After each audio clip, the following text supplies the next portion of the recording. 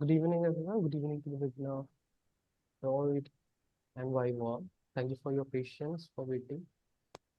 I'd like to welcome Professor Anubhav to deliver this webinar. Initially, he'll be reading the paper and meanwhile, we'll be discussing the paper regarding the rankings. I'm not going to deep introduction about the sir No, because please, no, not at all. I Not hope at that you all might be familiar with him not at in a all. way that directly entering to the session. Welcome you, sir.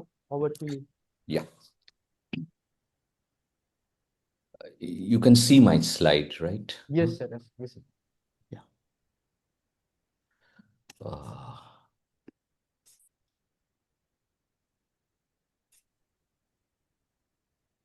yeah.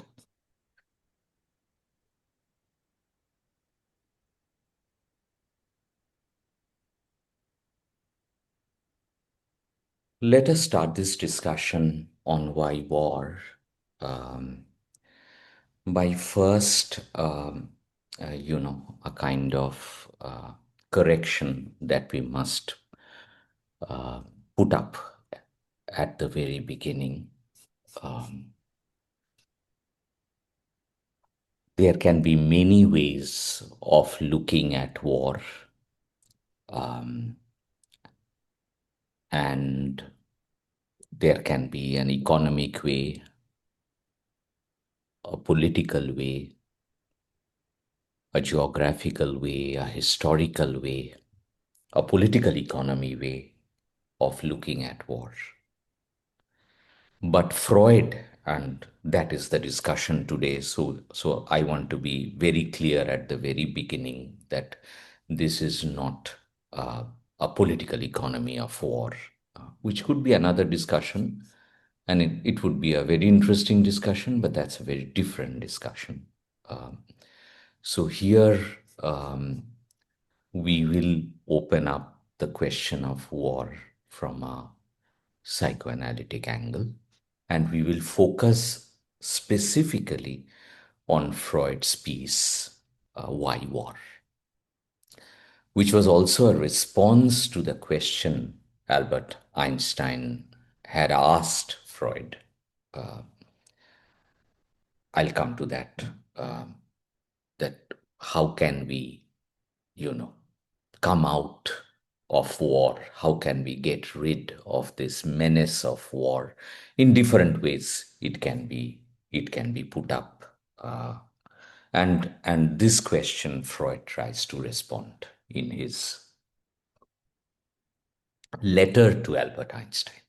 Okay, so it is a conversation between Einstein and Freud. Einstein writes the first letter, Freud's response to it, quite a response. And when Suhail approached me, that can we have a discussion on war? I suggested to him that let us take up Freud's piece, Why War? Okay. Some time back he had asked me, let's do a discussion on the unconscious. There also I had said, let us take up Freud's piece, the 1915 piece, the unconscious, and read that very, very closely rather than have a general discussion on the unconscious.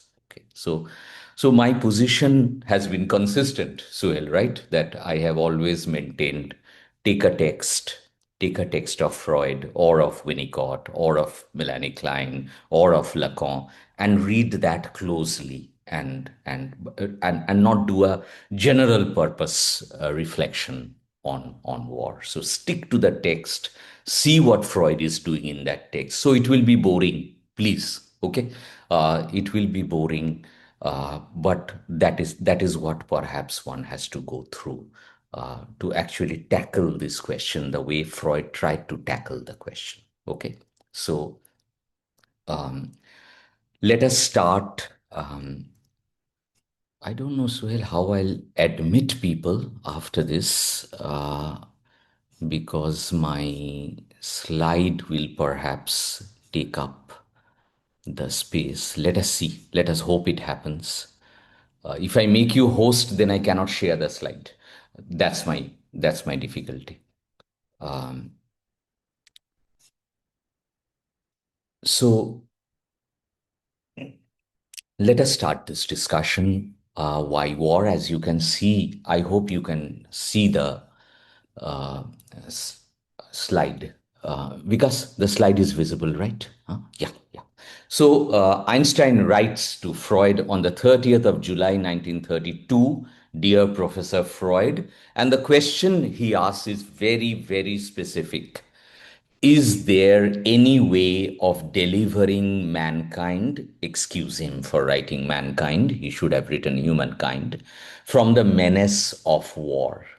Um, and this is the question he puts to Sigmund Freud. Is there any way of delivering mankind from the menace of war? And Freud tries to generate a response. As you can see, again, 1932, Vienna, September, July, August, September. Okay. By the time Freud replies, Dear Professor Einstein, and he tries to reply to that. Okay. And I had put it up in the LinkedIn post also that Freud initially hesitates to set up a response because he says this is a matter of the political.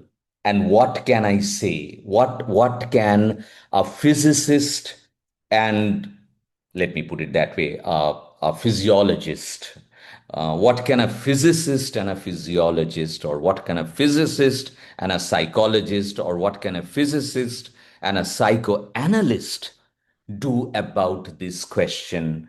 Is there any way of delivering humankind from the menace of war? How does a physicist and a psychoanalyst deliberate on this problem, solve this problem, or find a way out? And Freud feels that this is a matter of urgent political attention, and it's a politically salient point, and how will Freud respond to this point? And Freud comes later down in the letter. I'm not showing that entire letter over here. Freud comes down to then suggest that yes, maybe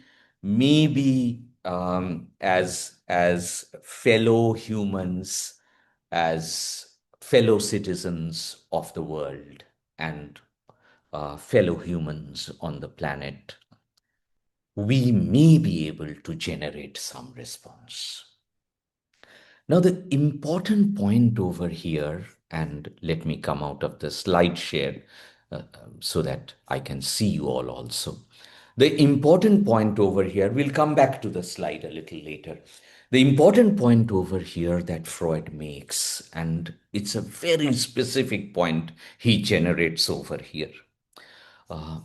The specific point is it appears, and I'll share those lines with you all in the slides after this, but let us first set it up. It appears that humanity has moved from a situation of brute might, brute individual might, to a situation of rights, the rights of the human, rights of humankind. And you may say, what are my rights? What are my freedoms? So it looks like humanity has moved from that situation where we had a moment of brute might, the might of the individual, the might of the leader of the herd, the might of the leader of the group or the community. And we see this in Freud's work, Totem and Taboo, actually, the killing of the primal father, okay, the father who held sway over the community, and more problematically, the community of women, actually. Uh, but that brute paternal individual might, the power of one, O-N-E, the power of one has as if now being replaced by the rights of all. Okay. And that is our belief that liberal modern society is a movement from that old power of the one to rights of all. This is the assumption, or this is the premise that Freud is taking up for critical investigation. Okay. And Einstein's letter is perhaps coming from that anguish, inner anguish. And if you find time, please watch the film Einstein. It is a really moving work on how Einstein deals with the war and the rise of Hitler in Germany. Uh, so Einstein is deeply anguished by what is going on. He's deeply troubled by what is going on, and he's thinking that I perhaps he's thinking like this. We don't know how he was thinking, but perhaps he was thinking that we have moved from that era in humanity of brute individual might of the one figure, usually the male figure, okay, not usually, always the male figure, perhaps, to a situation of rights for all. Now, how did it so happen in an era of rights for all, we have landed in this kind of war? Not one, but two, one after the other, World War One and then World War Two. So, how did we land here actually in an apparent era of rights for all? Freud takes this up for investigation and argues in his letter to Einstein, which is actually an important observation to think of war today. Actually, it is a critique of liberalism. It is a critique of modernism. It is a critique of the liberal belief that we have moved into an era of rights for all. Freud argues in his letter that perhaps we haven't moved from individual might to rights for all, but we have moved from individual might to community might. And he tries to set it up in this form that the power of one has been replaced by the cumulative power of the many.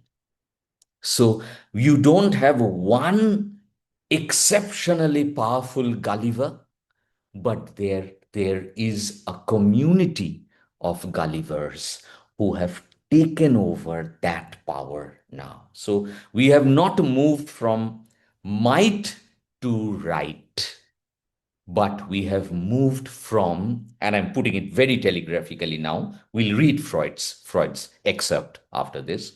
We have moved from individual might to community might. And community might can express itself in many, many ways. I don't have to spell it out. You are already sensing it, actually. So, how we have not moved from might to right, but we have moved from one kind of might, individual might, the might of the one, to community might, the might of the many. And this is how Freud tries to set it up, that is perhaps why we have war, because we haven't moved from might to right. Okay. It would be good to take a look at what he says in his language, his voice. Let me read out this little part, okay? Bear with me as we read it, but it's good to get it in his language.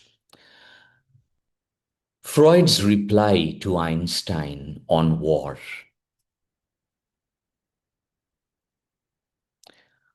Works its way through the primitive might versus modern right dualism in much of the thinking on violence, and reaches somewhat paradoxically the question of the transition or the movement from the violence of brute primitive might of the individual, might of the head of the herd, to modern civil rights. According to Freud, I've given you the page numbers, Under primitive conditions, it is superior force, brute violence, or violence backed by arms that lords it everywhere. The father is the head of the herd. It is his law, his name that rules all the members of the herd. But in the course of the evolution of human society, this state of things was modified and a path was traced that led away from the indiscriminate violence of the individual head of the herd to the rights of all. The right of the one, here the head of the father, was replaced purportedly by the rights of all. What was this path? According to Freud, it issued from a single verity that the superiority of one strong man can be overborne by an alliance of many weaklings. Brute individual force is overcome by collectivization. The allied might of scattered units makes good its right against the isolated giant. When the destructive fantasies of one strong man or the isolated giant comes to be related to the allied might of scattered units, one lands in war.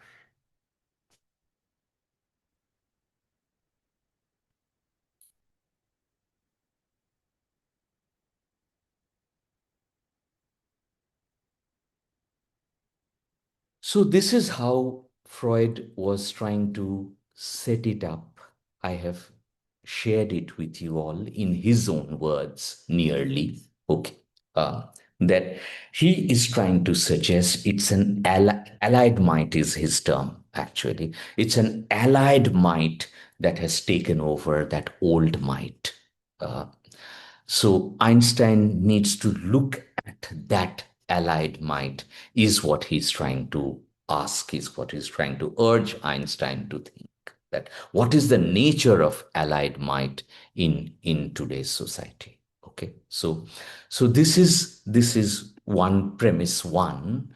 I'll come to the next slide. Um,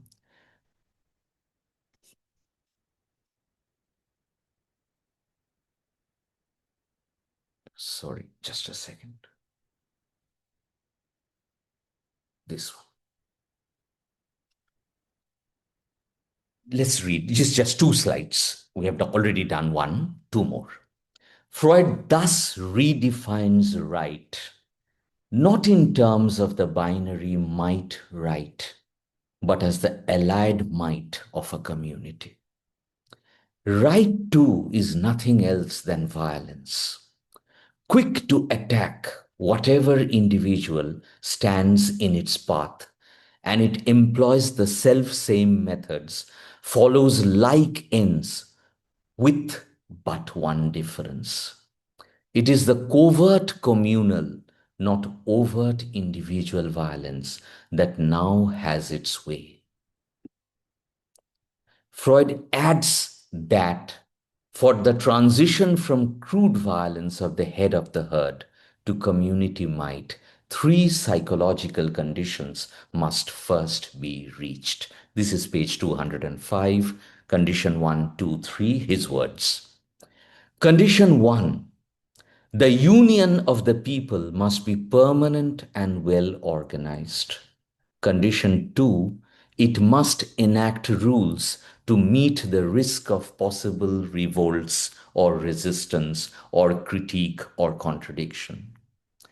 Condition 3, it must set up machinery, ensuring that its rules, the laws are observed and that such acts of violence as the laws demand are duly carried out. Let's read the next and end this.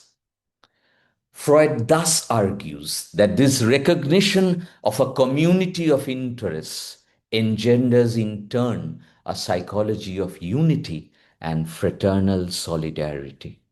that is solidarity of brothers. And here there is a little bit of a critique of the slogan of the French Revolution, where fraternity was used. And Jacques Derrida has critiqued this actually, that fraternity is a solidarity among brothers. Fraternity doesn't have women in it. Okay, it's fraternal. It's a solidarity among brothers. It links up its members psychologically, at times pathologically. Freud thus shows that the effort to replace brute might by right is at a deeper level the might of an ideal. He shows how modern or liberal right is also founded on force and hence needs violence to maintain itself. While we have hitherto pitted right against might and have assumed that it is the modern and liberal discourse of rights that counters the pre modern discourse of might, Freud shows how the apparently civil discourse of rights is premised on, and this is the phrase I want to hold on to, cryptid community might, hidden community might, cryptid community might. It's not expressed community might. It's cryptid community might, and psychoanalysis is in a way a logic of the cryptid. Psychoanalysis looks for the logic of the cryptid. It looks for the crypt, the crypta, okay, and it looks for the hidden, for the occult, for that which is not apparent, that which is not quote unquote visible. Okay, in that sense, it is a play between the visible and the invisible. So, cryptid community might becomes very, very important in psychoanalysis. And I will share a slide with you, building on where we have reached. This is actually from seminar 17 of Jacques Lacan. The seminar is titled The Other Side of Psychoanalysis. Okay, the other side of psychoanalysis. What is on the other side of psychoanalysis? Um, and Lacan has a very, very interesting reflection on what is on the other side of psychoanalysis. One of the moments in that reflection is this. This Lacan calls, it's a short paragraph in Seminar 17. It's called The Story of Half a Chicken. Okay, it's not subject. I have made it subject. It's called The Story of Half a Chicken. Okay. What is the story of half a chicken for Lacan? The story of half a chicken for him is the story of a chicken that has been cut uh, sagittally. This in medicine is the sagittal cut, okay? The cut of the body like this. And what will you then have the chicken or the subject? You can see the human being also over here. Let's call it the story of half a subject. If I cut the subject into half sagittally like this, on one side, what I get is the skinned side, which Lacan calls the skinned side. Okay, we see the skin on one side, as you see in the figure over here, the skinned side of the subject. But on the other side of the subject is the unskinned side, this side. You can see my cursor, right? This side. This side is the unskinned side of the subject. Okay. And Lacan says the other side, the side of Jigsaw, the cut one, the one where the truth probably was. Okay. So when we think of the subject, we have to think then of the skinned side, which is the more liberal, modern, okay, side of rights. But the unskinned side is cryptid community might. Okay. So the unskinned side is this side where you see the flesh, you see the bones, you see the muscles, you see the organs, you can see the lung cut into half. Okay. You can see the heart over here. That's the inside. You can call it the inside, but Lacan doesn't call it the inside. He says the other side. It's the other side, the unskinned side. The skinned side is as if the civilizational side. which is why Freud's book Civilization and its discontents become very important. It is the civilizational side, it is the covered side, it is the skin side, what is on the other side of the subject. So the story of half a subject and is there, you can take a look at the seesaw below, actually the figure of the seesaw. The figure of the seesaw I don't take from Freud or from Lacan. I take it from some of you in this room would be knowing it very well, I think. I take it from Girindra Shekhar Bose, G.S. Bose, the Indian psychoanalyst who was in conversation with Sigmund Freud, okay, who offered Freud the metaphor of the ambivalent seesaw. Okay, he argued that psychoanalysis doesn't have a good theory of ambivalence, and he offered Freud a very different image metaphor than what we know id ego superego as global, actually id ego superego uh, as that which has gone global because of the English translation of James Tracy. But Bose offered Freud a very different image metaphor, the image of the seesaw. And as if the subject is a seesaw between the skin side, which Lacan calls the side of the signifier, the side of language, okay, and the unskinned side, the side of the body, the side of Junção, okay. Quickly put, Junção is pain hyphen pleasure, pleasure hyphen pain. Okay, quickly put, reductively suggested. Okay, but today is not the day for Lacan, so let us not get there. What is important over here is the seesaw, as Bose suggests, between the skin side and the unskinned side. Okay, between the side of language and the side of the body, between the side of the signifier and the side of affect. I think in this group, I can say affect, right? Between the side of affect and the side of language or the side of the signifier. Okay. Both sides become important. And Freud is as if placing cryptid community might on the side of affect, on the side of the body, uh, on the gut side. Okay.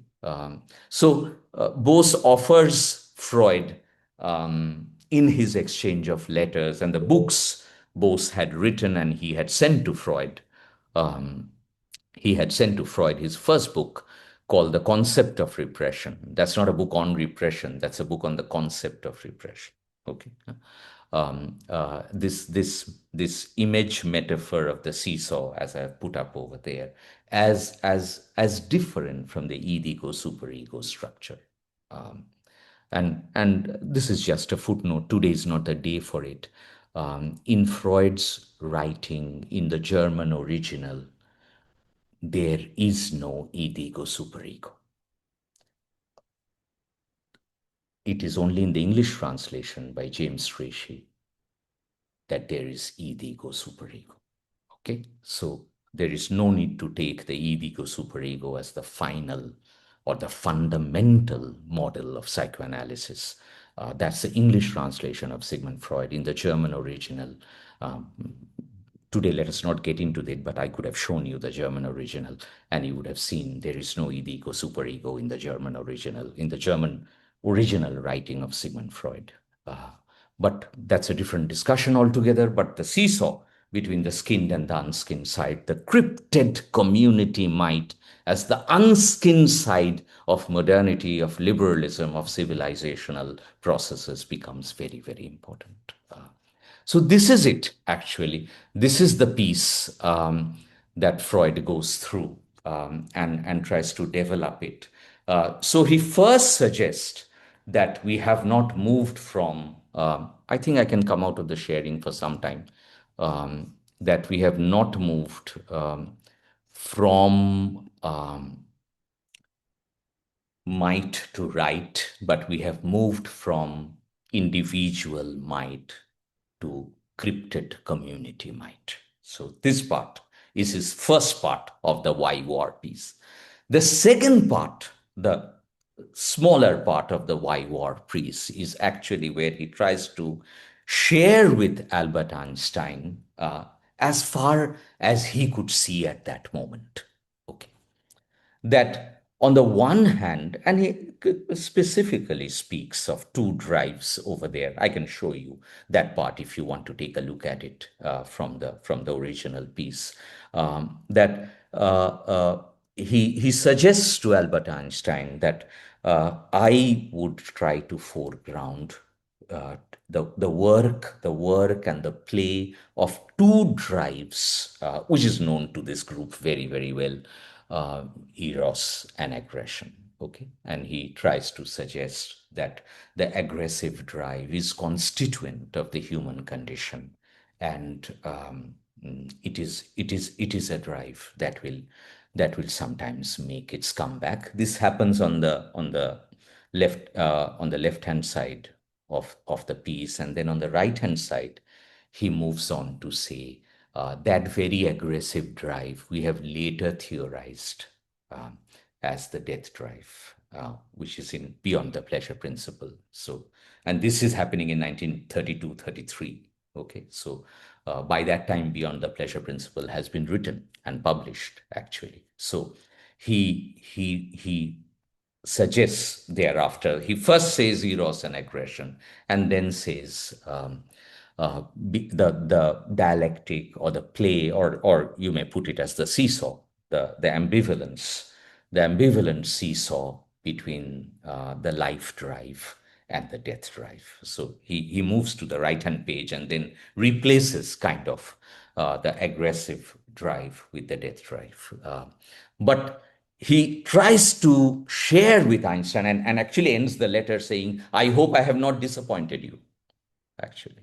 I hope I've not said something that would disappoint you, actually, that there is this aggressivity, core aggressivity in the human condition. And that aggressivity, it's a little dangerous. Freud is actually on a thin rope walk towards the end of the letter. He's saying this aggressivity has a has a role in human evolution, in human psyche. This aggressivity. When he speaks of the death drive, he goes to the inanimate. Actually, that we land in the inanimate. He actually says inanimate, but he kind of urges Einstein to accrue, I would say nearly accrue, to the idea that aggressivity or the aggressive drive has a role in human evolution. It is not completely useless or completely evil, to put it that way. It's not completely dark, actually. So, what is the role of aggressivity in the human condition? Of course, there is the role of eros in the human condition. And here I would put it this way, actually. Let's not forget Freud is a doctor who left medicine. Uh, Very interesting positioning, actually. He is a doctor, and a doctor who leaves medicine and births a new methodology called psychoanalysis. So he actually suggests to Einstein, it's my feeling, he doesn't say it. And I take this line from Jacques Derrida, the French philosopher. um, Too much medicine in overdose is poison. Poison in a small dose is medicine. And all of you know the second one, vaccine. Okay. Vaccine is poison in a small dose, but poison in a small dose is medicine. Okay. So, but medicine in a large doses of say benzodiazepines, sleeping pills, okay, large dose of an anti-diabetic or large dose of an antihypertensive is poison. Okay, so overdose of any medicine is poison. A small dose of poison is medicine. Okay, so This is a fundamental learning of medicine always. Like if you look philosophically at medicine, you reach here actually that this division between poison and medicine is a problematic division actually. Yeah, that this division requires deconstruction. Medicine poison, it's not a simple black and white division actually. We have to look at the process, how it's being worked through. That becomes very, very important. So Freud doesn't have a necessarily a priori predetermined negative position about aggressivity actually. So aggressivity in large doses, what happens, and aggressivity in small doses, what happens. What is interesting over here, and I'll come to that through Jonathan Lear's really exceptional book, where Lear tries to Lear, Lear. Okay, we'll see the book as we go down the slides. We'll take a look at the book quickly.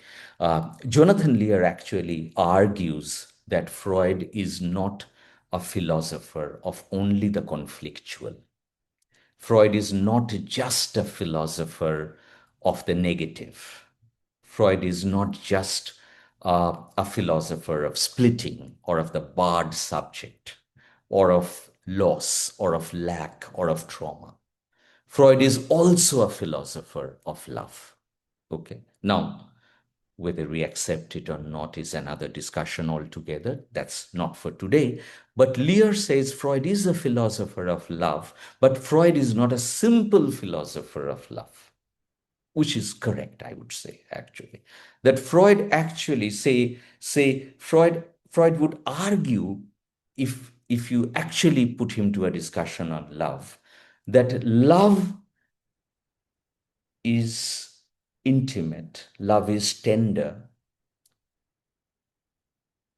but love taken too far is possession, is jealousy, is aggression. So there is no a priori position on love, actually. It has to be understood in the relational context. So you can't just take a simple position, oh, love is good and aggression is evil. So what is it that makes love torturous? Okay, and Lacan has a beautiful line in Seminar 20, actually. The line goes somewhat like this. I hope I'm quoting him right. Um, I love you. I love you too much. I love you so much that I cannibalize you. I eat you up. Okay, so love cannot be just taken as something good. Okay, so Freud would say that love actually taken to its limit, if it is medicine, taken to stretch to its limit, is possession, jealousy, aggression. Okay, so you cannot take a simple position on love. Similarly, Freud tries to disappoint Einstein by saying you cannot take a simple position on aggression. You have to take a complex position on aggression over here. Okay. Now that's dangerous. That's really, really dangerous. But how do we work on that? How do we deal with it? I would also try to share and suggest, albeit with some trepidation, that we have hitherto pitted peace and war as the two opposites. Just like might and right as the two opposites we had pitted. Freud says, no, that's not what you pit. You pit individual might and community might, or cryptid community might. Okay, cryptid community might on the unskinned side, actually.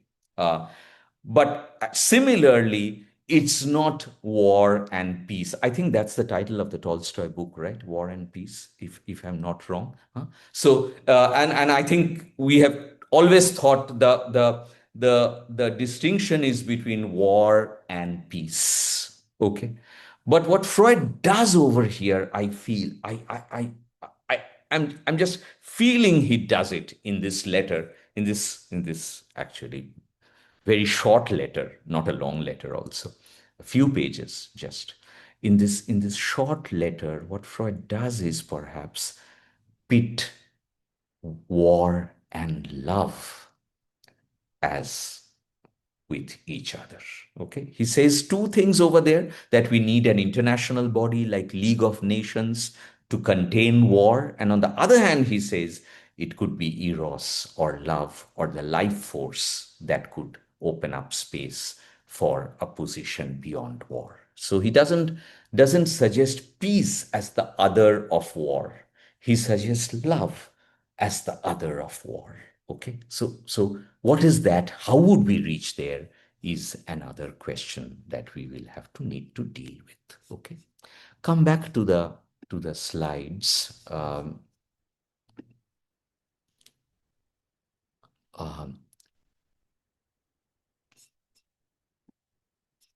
Let us spend. Suhail, how are we doing with time?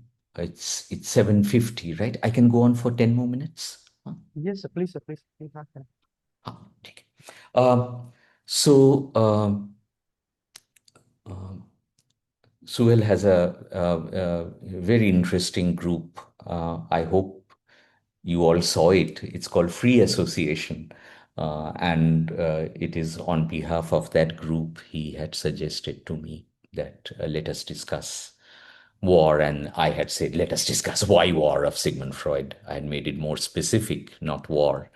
Um, it's not so easy to discuss war, actually. It's quite difficult.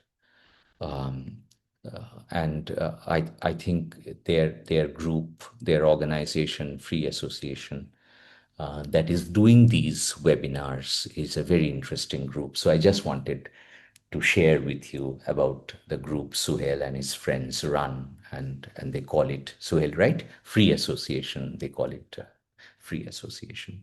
Maybe towards the end you can say a little bit about your group so that this audience gets to know about this group. Sure, sure. Yeah, yeah.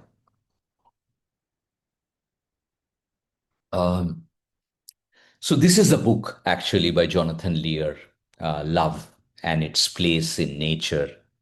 And in this book, Lear suggests, who's an absolutely stunning mind, Jonathan Lear, he suggests um, that psychoanalysis is a cure through love. And that is how he tries to set it up. I have, of course, brought Freud and Lacan in this slide, bringing them together. Um, let us see them side by side, and they kind of have a shared position, albeit with differences, but a shared position on love. Actually, both of them. Okay. Um, the nature of love, it's binding, it's important for the subject, but love is haunted by a constitutive ambivalence, actually. So that is how Freud would look at it via Lear, okay, through Lear. Freud doesn't spell it out like this in his work. Um, and Freud would suggest that love and aggression are mutually constitutive. Aggression, as it's there written, entangled with love. Illusion constitutive of love. And the ethics of love would be reflective attachment, how to a kind of calibrated, I would call it a calibrated attachment, actually, an attachment that is not cannibalistic, an attachment, a passionate attachment that doesn't go so far as to consume the other.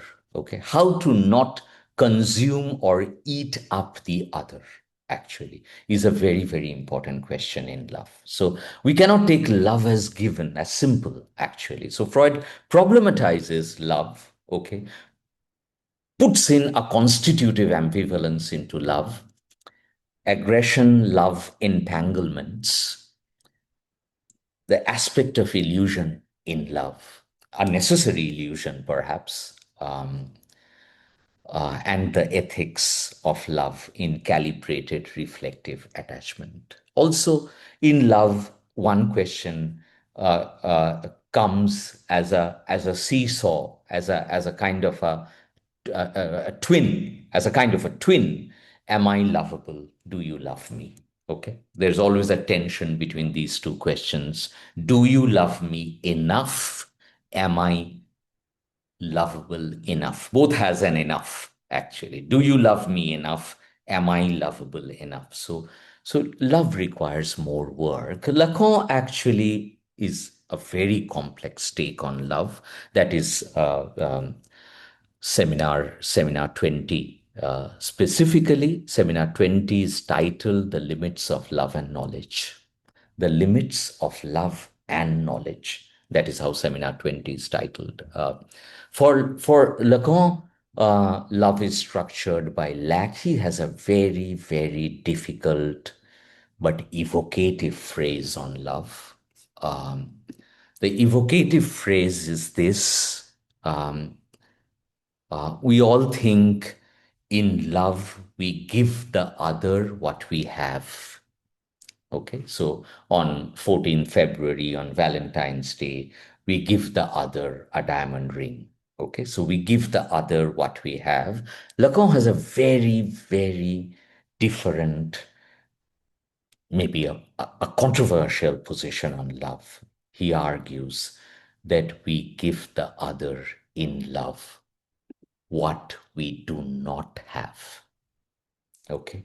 We give the other in love what we lack. Okay. So I would use the Juan Bay's song, Diamonds and Rust, to argue that in love you don't give diamonds, actually. You give rust. You give your lack. We give our lack. We give our loss. We give our vulnerability. We give our ruggedness. We give our thorns. We don't, it looks like we give a flower, a rose, in love, but the rose comes with thorns. So we tend to give our thorns, our thorny side to the other in love, to be uh, uh, taken care taken care of, to be looked after, as if. So in love, so and this is a really radical position on love by Lacan, actually, that in love we are not giving what we have, diamonds. In love we are giving to the other what we have not. Okay. What we lack, what we have lost, what we long for and yet not have it. Okay. That is what we are giving. So love is structured by lack. Love is structured by the negative. In fact, let me put it this way. In love, we do not give a plus X to the other. We give minus X to the other. We give the other our minus X. We give the other our lack. And interestingly, the other also gives the lack to us. The other also gives a minus X to us. And hence, Lacan has a troubling phrase, actually. There is no such thing as a sexual relationship. The focus is not on the sexual. Uh, the focus is on relationship. There's no such thing as a simple relationship. There's no such thing as a simple love relationship, because each has given their lack to the other. Okay. And he would argue, and that was his line, I love you so much that I cannibalize you, that I eat you up, actually. Love returns via desire, and frustration, and that could be the aggressive core of love. So he's kind of agreeing with Freud that love and aggression are mutually constitutive. Actually, they are together.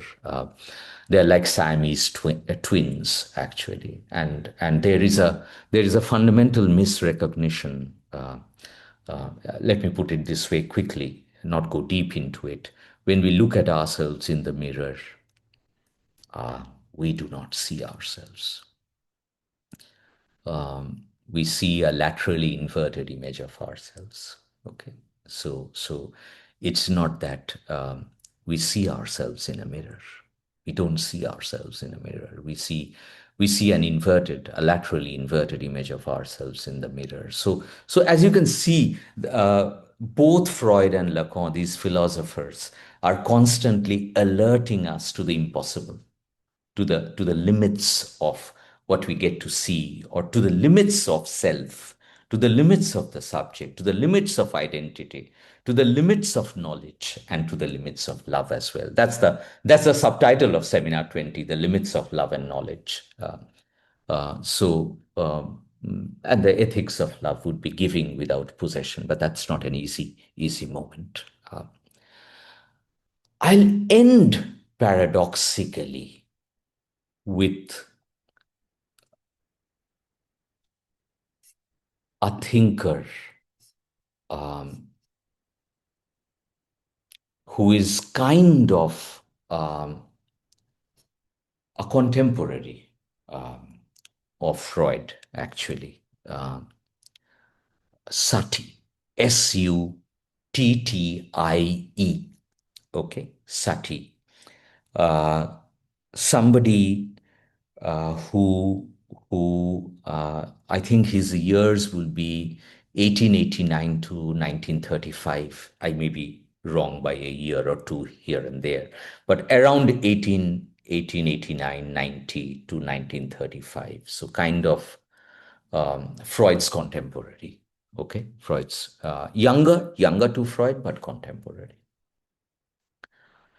Sati actually, Ian Sati, IAN Sati, and this is his book, The Origins of Love and Hate. And my friends from uh, uh, uh, our psychology program and our psychoanalysis MPhil program would be happy to note that Ogden has written the preface or the foreword to this book, actually. The Origins of Love and Hate, and Sati. And in this book, Sati actually disagrees with Sigmund Freud. He shares as a psychoanalyst his fundamental disagreement with nearly Sigmund Freud's piece, Why War, actually.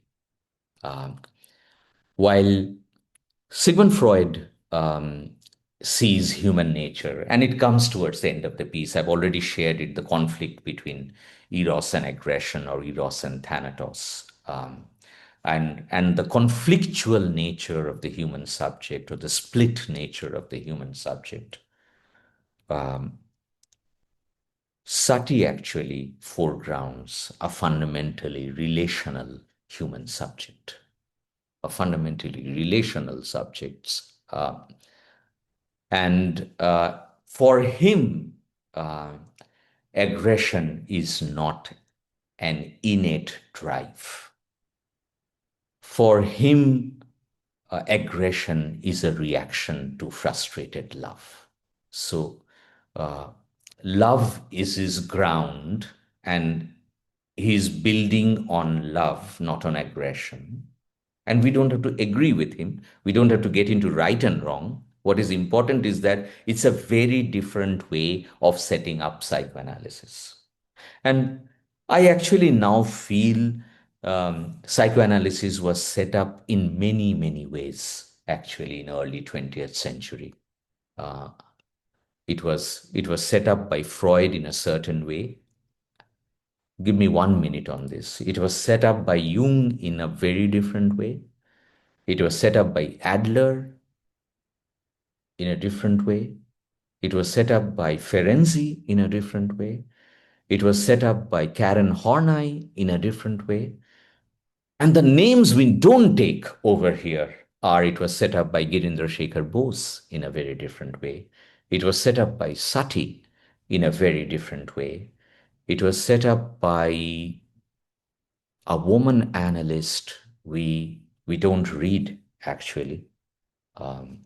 Again, Freud's contemporary Sabrina Spielrein, actually, who suggested before Freud the idea of the destructive drive. or the death drive or Thanatos. And Freud actually acknowledges her in one footnote in Beyond the Pleasure Principle when he discusses the death drive. But Sabrina Spielrein becomes important. So there are so many figures at around this time. There are two more actually. The Indian is G.S. Bose. The one from Egypt is Yusuf Murad. And I'll come to that in the next slide. Uh, because Murad builds his psychoanalysis in Egypt, and he's a contemporary of Freud again, from Satie's work, not from Freud's work. And there is Kosawa in Japan, who foregrounds the idea of the Ajase complex, not Oedipus complex, but the Ajase complex from Ajatasattu and Bimbisara from the Buddhist mythological canon, or maybe the historical canon. Okay. So the Ajase complex, Buddhism travels to Japan and they curate an idea of a very different complex, the Ajase complex. So psychoanalysis, and I've said this before, psychoanalysis is not a done deal. It's not that it has been canonized and now we have to just practice it. No. Psychoanalysis has fundamental question, and that is the beauty of psychoanalysis, that there is the unconscious in psychoanalysis as well. So psychoanalysis is not just a theory of the unconscious. The unconscious is in psychoanalysis. And there is splitting, there is barred subject, okay, there is ambivalence within psychoanalysis. What psychoanalysis suggests as being there in the human subject is within psychoanalysis as well.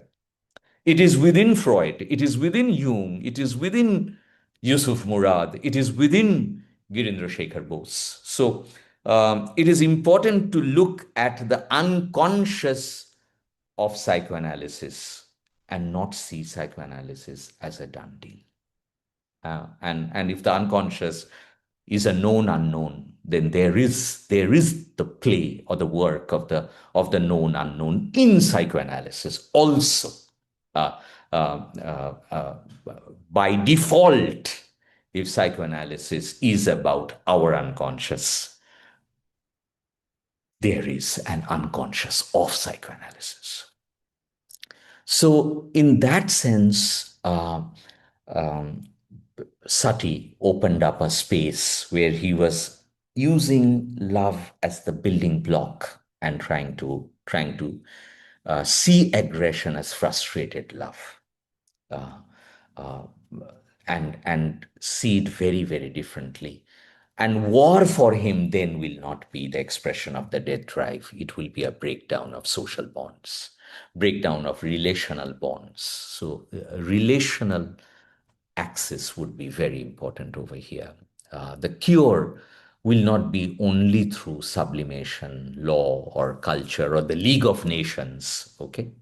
But restoration of companionship. And this developed into a very different framework for psychoanalysis. My student Emily said today, it reshaped psychoanalysis, actually, and that is Egypt. And you can see the book over here, The Arabic Freud, by Omnia Al-Shakri. I hope I'm pronouncing her name right. Psychoanalysis and Islam in Modern Egypt. Okay. Yusuf Murad builds on Satie's work and takes it further, actually. Uh, uh, and it's a very different psychoanalysis. Give me a minute on this, actually. Yusuf Murad develops a form of psychoanalysis from Ibn Arabi, the Sufi saint, actually. He takes the concept of the unconscious from Ibn Arabi, the Sufi saint from Spain, uh, and calls the unconscious La Shur. If I have the time, I'll show you. La Shur in Arabic. And he develops a framing of the unconscious and of psychoanalysis from medieval Sufi roots, not from, and mark this difference now, from medieval Sufi roots, not from Greek tragedy, Sophocles, Oedipus Rex, okay, not from Christian repression, but from Sufi roots, where desire is not a sin, desire is a ladder to the divine. Desire is a pathway to the self, to knowing oneself, to understanding oneself. Longing is not negative. Longing is a positive attribute to understand oneself, to find oneself, to re-find oneself actually. So desire is not a sin, desire is not negative, desire is a pathway, it's a ladder, it's a way of life, actually, a creative way of life. So the medieval Sufi philosophy of life, philosophy as a way of life, births Yusuf Murad's psychoanalysis, of course, in conversation with Sigmund Freud, not to the exclusion of Freud, but something builds in Egypt that is very, very different from how Freud looks at psychoanalysis, albeit in conversation with Freud, but a little different.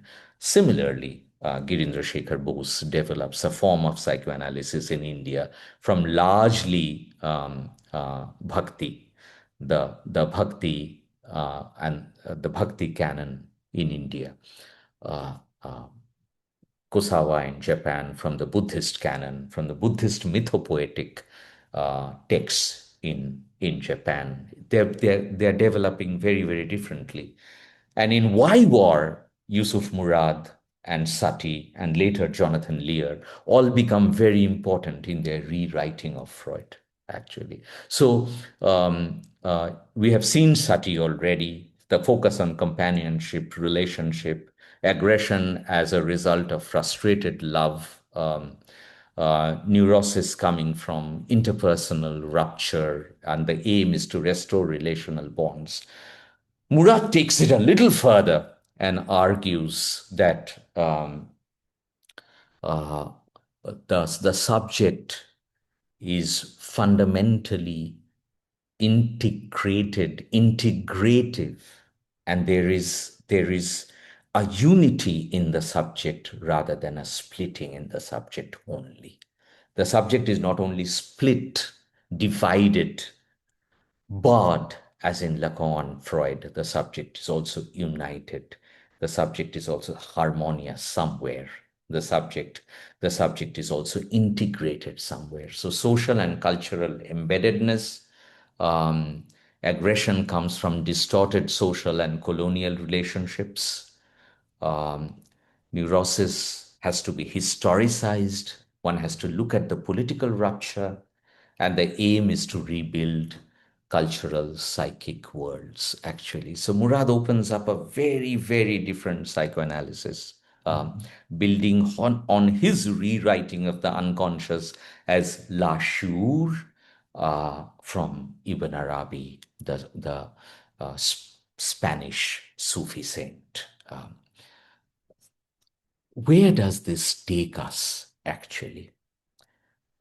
I'll end with this. While Freud was trying to urge with Einstein that um, the aggressive drive is there and it is going to open up from time to time into, into violence, into conflict, because the conflictual is at the heart or the core of the subject, on the unskinned side of the subject at least, if not on the skinned side, which is more civil and neurotic. Um, the thinkers like Ansati, the thinkers like Yusuf Murad, Kusawa, G.S. Bose open up a very different path over here. And let us end with this tension over here. While Freud and Lacan both look for the conflict or the lack at the heart or the ground of love, Sati and Murad, and I'm not making it an east-west problem or a north-south problem. Okay, Sati is from the northwest. Okay, so very interesting conversations are happening within psychoanalysis, who foreground the relationship, the companionate angle in the subject.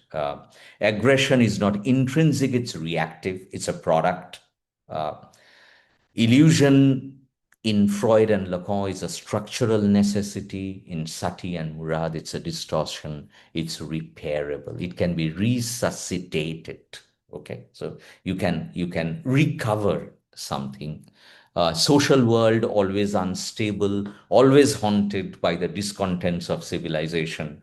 And Freud says in that letter that while we want to cover it up, veil it with the civilizational or the cultural, the aggressive core may come out from time to time. But Sati and Murad would argue that the social world can be healed, can be transformed. So, on the one hand, let us end with this. While Freud comes up with a very interesting and evocative understanding of why war, he somewhere gets, I would say, a little stuck or paralyzed when he's trying to think the beyond of war, because it's going to come back from time to time. Theoretically, it's going to come back. It is intrinsic to his theory, uh, the the angle of aggressivity. But Sati and Murad, while they're accepting of the in that sense, Freud is very good in analyzing the symptom called war. Freud is very subtle in analyzing the causality of war and the impossibility of quickly coming out of it. And the impossibility of coming out of it through law or legislation or League of Nations is not so simple. The impossibility of coming out of it. Freud goes to causality, a kind of remote causality. Psychoanalysis is causality, but it's always remote or distant causality. Okay, the causality in childhood. Here, Freud goes to the childhood of humanity, the childhood of human evolution, actually, and tries to mark the causality there. When it comes to healing, and I'm dividing it into three now: symptom, causality means diagnosis, causality, okay, how to look at causality, symptom, causality, healing. If these are the three poles, Freud is excellent in symptom diagnosis, in symptom understanding, excellent in distant or remote causality. He takes the causality to the evolutionary core of the human. When it comes to healing, he finds himself a little paralyzed. Sati and Murad, on the other hand, actually does very well when it comes to the question of beyond war, not why war and beyond war, actually. And there, Sati and Murad does quite well. In that sense, how do you work through the question of why war, actually? The step one would definitely be to walk with Freud and Lacan on the symptom and the causality question. So, not take love as simple as given. It's never pure presence. It always involves lack, projection, misrecognition. But retain Sati's insight that human beings are irreducibly relational. Love is not just an illusion, it's a real need. And psychoanalysis, as Jonathan Lear puts it beautifully, is healing through love. And the step three, extend with Murad. The conditions of love are historically produced. Some worlds systematically damage the possibility of loving. So, how do you go there? Is a question. So, While Freud does very well with Why War, Sati and Murad does somewhat well with Beyond War. How to go beyond war. Um, I will end with um, recent learnings from affective neuroscience. We were not managing to study affect up to a certain point because we were not managing to study the brain live. When we do an echocardiograph, you are studying the heart as if in a live situation. But we were not managing to study the brain in a live situation. Once we managed to study the brain, albeit limited in a live situation, the amount of blood flow, the amount of glucose uptake, the amount of lighting up in the areas of the brain through new technology, functional MRI, fMRI, etc. We are beginning to manage to study affect. A CT scan gives you structural lesions in the brain. An MRI gives you structural lesions in the brain. You can get to see a tumor, you can get to see bleeding, you can get to see a clot. These are structural lesions. We are not managing to study the brain live in CT scan or MRI, actually. The CT scan or MRI, if I may put it metaphorically, is a photograph of the brain. We need a videograph of the brain. We don't have a videograph of the brain. We have a photograph of the brain. Okay.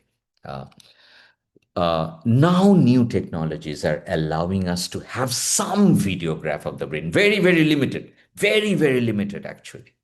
But still we are getting some, and that's opening up a space for the study of affect. This has actually opened up, and this is important for psychoanalysts. This has actually opened up. I can show you, I think, if I just give me 1 second, I can show you one slide at least. Yeah, I think I can show you one. Um, mm, Let me see if I can show you the affective neuroscience slide. Ah, yes, yes, I have it. I have it. Yeah, just take a quick look at it and end. Uh, yeah, is it showing my slide? Yes, Suresh. Yeah, yeah. Yes. You can see that book, Affective Neuroscience, on the right-hand side top. But the real book is this one. This is the real book. This is the book by Jacques Panksepp, and absolutely an exceptional work on affective neuroscience. And a new branch is opening up in neurobiology now called affective neuroscience. As you can see, number of books are coming one after the other. The one above you can see over here, this one, a book called Affective Neuroscience. I can increase the size. You can take a look at it. Affective Neuroscience, the Foundation of Emotions. Okay, so this kind of work, and this kind of work is now letting us go to the 10/11th of the iceberg below water. Actually, if I may put it metaphorically, the unconscious, it's allowing us to go over here. But the big book is this one, Affective Neuroscience by Jacques Panksepp. Okay, and this book, actually, I've still not written Drive. I'm still calling it, taking off from Panksepp, actually, Circuits for Basic Emotion. Okay. The circuits for basic emotion are not two, but it appears, and I'll say it appears, okay, because scientific knowledge changes. Okay, we correct our earlier mistakes we reach new knowledge. New knowledge again is supplemented by newer knowledge. Okay. Science is beautiful because it makes mistakes. Science is beautiful because it changes. That's the beauty of science. Okay. So please don't take this as given, as final, what we are seeing as the circuits for basic emotion in affective neuroscience. So Panksepp actually, along with Mark Solms, Solms, who is a neuropsychoanalyst, who gave birth to the field of neuropsychoanalysis and the Journal of Neuropsychoanalysis, they are tending to suggest, and this is not final knowledge, this can change. Okay. They're tending to suggest that we have 7 pathways, 7 circuits, 7 affective circuits. Of the 7, 2 circuits, B and D, eros and aggression, were seen by Sigmund Freud without contemporary medical technology, simply through free association. And that is the brilliance of Sigmund Freud. That just by talking, he arrived at an intuition of 2 drives, the erotic drive and the aggressive drive. That is B and D. But there are 5 more, at least, or maybe 4 more. We'll see. We'll see. We are not sure yet. Okay. 1, appetitive foraging, motivation. 2, eros, we have done it. 3, fear.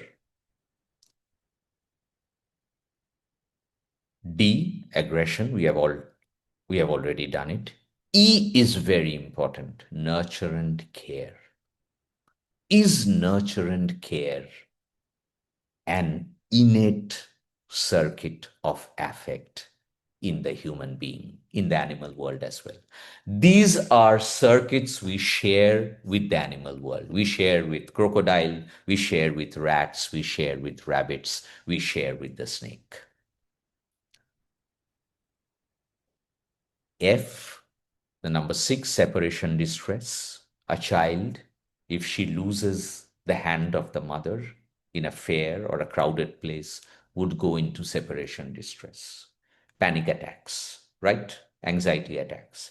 And then when she will not find her mother, hopefully such a thing never happens, but such a thing does happen in life, she will go into grief. Okay. And the last one, number 7, I think this will not change. This will remain as a basic circuit for animals and humans both. Play. Play. We don't have to teach children how to play. We don't have to teach 2 rabbits how to play, 2 dogs how to play, 2 rats how to play. They play. Left to themselves, children will play. So play definitely is a basic circuit. I am only highlighting 2 for our discussion, nurture and care, number 5, and number 7, play. Yusuf Murad and Sati, without contemporary medical technology, had perhaps seen nurture and care, nurture and love, nurture and relationality as a fundamental or a basic circuit of affect in the human. That helped them perhaps to write psychoanalysis, reshape psychoanalysis in a very, very different way. And bringing Freud and Lacan on one side, and Sati and Murad, and there may be more. I don't know all of them. Okay, Murad in part says he's building on Karen Horney actually. Okay, so a closer reading of Horney may open it up actually. That while Freud and Lacan do very well with Why War, Sati and Murad do quite well with Beyond War. And psychoanalysis remains very important between symptom, causality, and healing. remote causality, distant causality, of course, not immediate causality. Immediate causality is medicine, actually, but psychoanalysis is distant causality.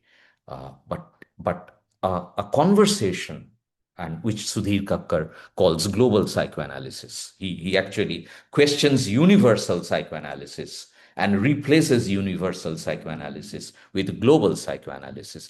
Global psychoanalysis is a symposium, a conversation, a dialogue among German, French, British, Iranian, Indian, Egyptian, Japanese, Brazilian, Spanish, Argentinian, Algerian psychoanalysts. It will not be only Germany and France or Britain. Okay. So Sudhir Kakkar displaces universal psychoanalysis with global psychoanalysis, a multiplicity of conversations across cultures. And then they need not be nation states necessarily, okay? They need to be figures actually who open these up, and a conversation between Freud, Lacan, and Sati, Murad, and maybe others who I'm not aware of actually, okay? Maybe others will open up a space for why war and beyond war. And my last submission to all of you, I think psychoanalysis should not leave the question of war to the political only. Psychoanalysis needs to enter the space of the political and work on the question why war and beyond war, why violence and beyond violence. Thank you. Enough for this, Suhail? Thank you, sir. Thank you so We much. can Yeah, have a discussion. We can have yeah. some questions. Sure. Thank you. Thank you for taking us from why war to beyond war, sir, actually. I mean, I think we can have a reflective session now. Anybody want to raise questions, doubts, feedbacks, clarification?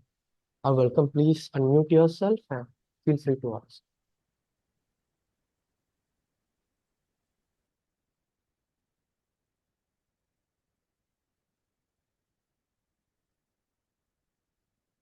Priyanka, please go ahead. Hi, sir. Please go ahead. It was a very interesting presentation. I was not distracted even for a second throughout. So it was you. You just held us together. Thank you for this experience. Sir, so I'm still formulating my question. It's like I'm kind of thinking out loud, but I'll just still go ahead. In Lacan's essay on aggression, I'm not sure if I'll be Aggressivity in aggressivity. psychoanalysis. Yeah. In agree, Yeah, his the essay. second chapter. Yeah. I'm not sure if I'll be able to if I'm sure of my understanding of that essay, but what I understood was that aggression towards either the self or the others, it emerges from this lack that we find in ourselves, from that from out of chasing that specular image which we see either reflecting in others or in some like imaginary image, and that's as a result we feel aggression and jealousy and this drive of violence towards others and all those things. And when we talk about love as being mutually constitutive, and thinking of love as kind of the highest form of object libido, um, I mean, I can understand love as emerging maybe towards your immediate selves, towards your mother, towards your partner, towards your siblings, and the people who are you very close to. But in a sense of a community, and I can understand aggression because a community or a certain set of people with their practices, with their characteristics, whatever, can still induce that insecurity of lacking that specular image.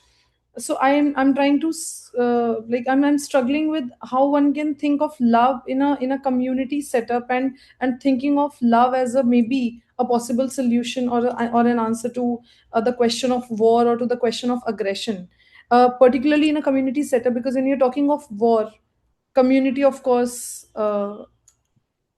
is there. So I'm not sure if I've been able to uh, put my question across, but yeah, I'm thinking out loud. Uh, it's actually an important point you are making, Priyanka. So let me respond to this, huh? And Yeah. let Please, let please. others come in slowly, huh? It's an important point you are making, Priyanka. First, see, uh, there is no easy answer over here. Okay, Yeah. let us accept that. Freud also doesn't have an easy answer. He has a very good formulation, which is why I thought, let us read this piece, Why War? Okay. And the answer is not blowing in the wind. Okay. I think very different things are blowing in the wind, missiles and and Yeah. and many other things are blowing in the wind. The answer is not blowing in the wind at all. Okay. So first, let me not get into any illusion of having an answer. Okay. I Yeah. don't have an answer. Personally, I'm telling you, I'm deeply disturbed, actually. I must tell you the truth, actually. Deeply disturbed. Uh, we have friends in Iran. I know it's getting recorded, but I have no hesitation in sharing it. Most are psychoanalysts. I have students there. Um, uh, and it's very troubling for us, actually, Of course. what is happening. And I don't want death on either side, please. Okay. Of course. I'm a Gandhian. I'm I'm for non-violence. I don't want death on either side, actually. I don't want death anywhere, actually. But that's not in our hands, actually, because it's being taken away from us completely. But we need to collectively enter this space if we are a group of, say, psychologically minded citizens of the Mm. planet. Uh, we cannot just watch. It's not possible to just watch. Uh, Yeah. we must enter this, which is why I agreed when Suhel said, Ki, would you want to do this? I said, yes. Yes, I want to do this, actually. Uh, and we had planned it last Friday or last Saturday, and we said we'll do it on the 19th. Mm. Like 3 days or 4 days we had in the middle, actually, and we thought it's so urgent, it has to be done now. Yeah. So first, the answer is not blowing in the wind. Okay, number one. Number two, when you raise the question of community, you always have to keep Freud in mind over here, who said it's scripted allied community might. Yeah. So Freud has an enunciation or a description of community that has that secret allied might as its substratum. So Yeah. you cannot simply rely on community as being relational. Okay, number one. So I agree Mm. with you on that. So we need to keep that in mind. Now, when you come to love, love finds itself cracked, fractured by multiple processes. Both Freud, I've done that already, let's not repeat that. Yeah. Yeah. Both Freud and Lacan problematize that. And then the problem of misrecognition, the problem of the fracture in the specular image, the fracture in language as well. Lacan sees language as a prison house, as a torture house. Okay. So Mm. he has a very, very different notion of language. Language is a torture house for him, actually. Yeah. We are tortured by language into confirmatory normative neurosis. Let Mm. me put it that way. He never said it like this, but let me Yeah. put it that way. Okay. So given that, how will this space of love open up? And love is a dangerous word, actually, Yeah. to work upon. What I'll share with you, this I cannot fully spell out today. It will take many, many sessions to spell it out, actually. And I'll just offer a trailer of it, actually. See, if you are setting up psychoanalysis from Greek tragedy, where the son has killed the father Yeah. and quote unquote slept with the mother. He did not sleep with the Yeah. mother. Okay. Uh, it is a very different structure you are setting up. Mm. If you are setting up a structure from a cultural, what should I say, crucible, I'll take Mm. Ashok sir and Honey Ma'am's phrase, cultural crucible. Okay, I take it from them. It's not my phrase. Uh, if you set it up in a cultural crucible, that is very different, where desire is not a sin. Adam and Eve did not fall. There's no Mm. fall. Yeah.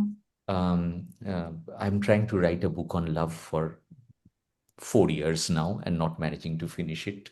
I don't think I'll ever finish it.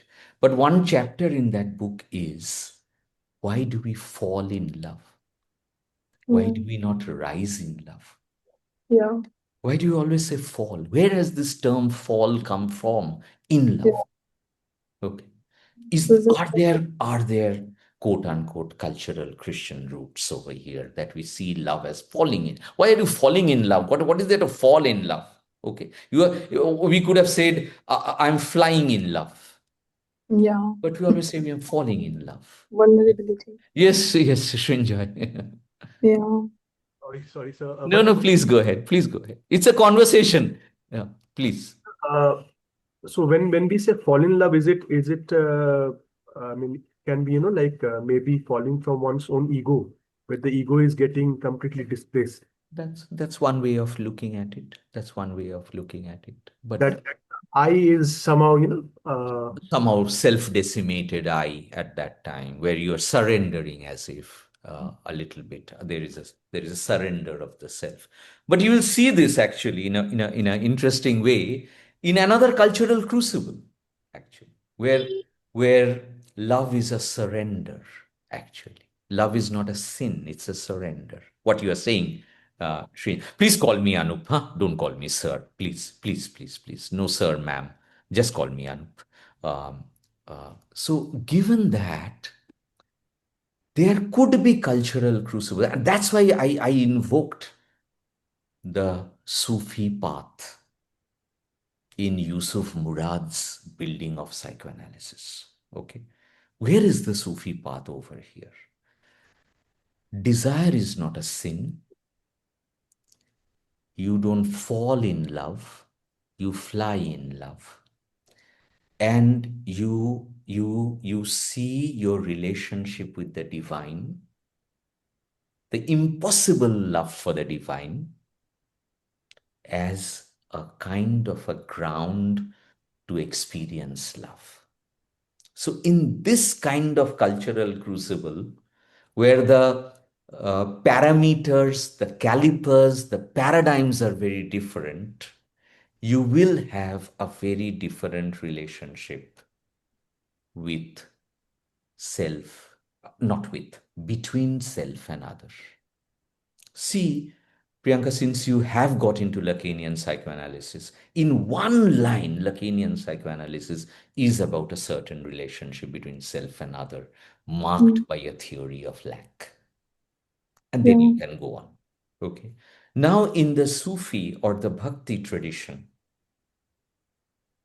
the relationship between self and other is not marked necessarily by lack, Mm. but by an impossible union, by an impossible voyage through love. And my two examples over here are Radha and Meera. Visit Mm. the Meera Mandir in Jaipur. Okay. My two examples are two female figures over here that is working through, who work through the impossibility of reaching out to divine love. That is longing. Longing is a longing that can be tenderized, is no longing. That is technical. A longing that is tender and impossible is a philosophy or an experience of longing. It is a lived longing, but lived longing requires the impossible. And the Yeah. Sufi or the Bhakti and Meera and Radha Meera especially become very, very important over here. The impossible longing and the impossible relationship to union, to communion, to connection. That impossibility is being lived over here. Okay. So, self and other related by lack, and self and other related by an impossible, transcendental, mystical love, which is why there is a mystical core to the Sufi Bhakti tradition, that there's a mystical core to that music, actually. Why? Why is there this mystical core to the music? Because there is a mystical transcendence. There is a mystical Yeah. union. There's a mystical reaching out and a mystical longing, which is the tradition of viraha. That if you actualize the union, then you cannot work on that impossibility that viraha offers to you. Okay, so how do you theorize viraha and theorize psychoanalysis from viraha? But viraha is actually energizing you into a potential realization of that impossibility. Okay, which is why they always set it up in this way, that it is the divine that I love, mola. Yeah. Okay, that I will reach the unreachable. Okay, so there is something very interesting there in that cultural crucible, and they Mm. may help us theorize what we are not managing to theorize only in the Yeah. theory of lack. I'm not against the theory of lack. That is, I did step one, step two, step three, right? I said you have to build on that. You cannot give up the conflictual, the split, the barred. Okay. That you have to work on. Otherwise, we are giving up psychoanalysis. Okay.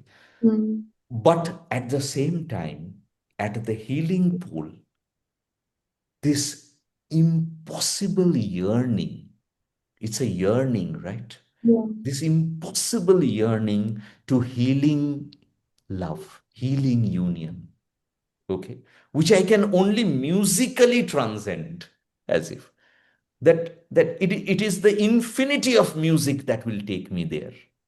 We Mm. cannot reach there in the finite familial rhythm. Daddy, mommy, me. Finite Yeah. familial rhythm. You need something more to reach there. And that's perhaps the healing pole of psychoanalysis. I really don't have the time to do this, but it requires a, a long deliberation on this. And I've spent now a little time, which is about 12 years. And I still call it little time because it's not easy to understand this, because Yeah. I'm trained in the Western tradition through university education, actually. So I'm trained in the Anglo-American tradition through English education because my language is English. Okay. It was very difficult for me to get into the Bengali Bhakti archive, actually. Mm. And Bengal is very interesting. Just one line on this. Bengal is both Bhakti and Sufi. They came together in Bengal. Okay. So Bengal is a very interesting space where both come together, and it's perhaps the only one where both come together. So you go to Punjab, you get Bule Shah, you are getting the Sufi space actually. You go to Maharashtra, you are getting the Bhakti space, but Bengal is a very interesting space where Sufi and Bhakti come together actually. The Bengalis in the room will get it, Baul Fokir, the Shohojia space, Baul Fokir. They come together actually, and they come together from Spain to Bengal. Damn it. How did that happen? Okay. So it's not hence east west, north south. Okay. Spain has traveled all the way to Bengal. Okay. So in that sense, Bengal is an interesting space, and I could partly understand what was happening in Egypt, what was happening in Japan, what was happening in India. And supplementing Lacan and lack. Okay, supplementing a theory of lack. Let me write Lacan like this. See if you like it. Yeah. Okay. Okay. Supplementing a theory of lack, Lacan and lack, with integration and impossible transcendence, impossible longing, impossible yearning, impossible reaching out. Could be interesting. Actually, Interesting. Yeah. yeah, could be interesting. Mhm. I would actually urge us, I'm not saying you, huh? I'm saying us. I also have to read more. okay, understand more. This is a very difficult space, actually. And because we are too westernized, too metropolitan, we won't get that space. It's very difficult to understand Mira's bhajans. Try to read them. Mira's bhajans, Bule Shah is still possible, but Mira's bhajans are really that's a woman writing. That's écriture féminine in the French feminist tradition, actually. That's écriture féminine, Mira's bhajans. It's not easy to understand that yearning for Kishan, okay, and how she is reaching out, that longing. So, long story cut short is just this, that we need a sophisticated, rigorous theory of love, of healing, of longing, of connection, interdependence, communion, unity, integration. That side we need to work on. And I'm not saying non-West, okay? I'm saying that it need not be the Vienna, Athens, London axis. Yeah. That's the triangle, right? Athens, Greek, Vienna, London. That's the triangle. It may not happen only from that part of the globe. Okay. It Yeah. may happen from other parts of the Mhm. Sorry, sir. Vikas. Shinjoy, chalo, then Vikas. Sir, what you just mentioned about viraha, right? And how that yearning or longing that can be a very healing for psychoanalysis, right?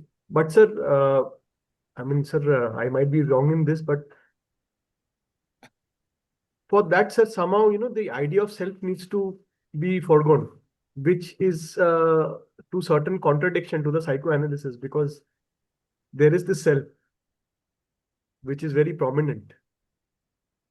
So how do then we bring this into the main foray? I don't know, sir, if I'm very clear with what I asked. You are. You are. I'll give a very controversial answer to this. And it's not an answer. Okay. When we say the self is strong, what is that? That is the neuroticized, normalized self. The self planted in a castle, a frozen castle. Psychoanalysis requires a dissolution of the self, the dissolution of that frozen castle. We have to crack the neuroticized, normalized castle, actually. That ice castle, actually. That has to break in psychoanalysis. So psychoanalysis is not only a consolidation of the self. Psychoanalysis is both a dissolution and a resuscitation of, I did not say consolidation. I said resuscitation of the self. The resuscitation of the self. But what is self? Self, Priyanka's angle. Self is not without other. That's the Lacanian path, actually. There's no self without the other, actually. So what are you resuscitating, reconstructing, punarnirman? Okay. What are you transforming? Rupantar.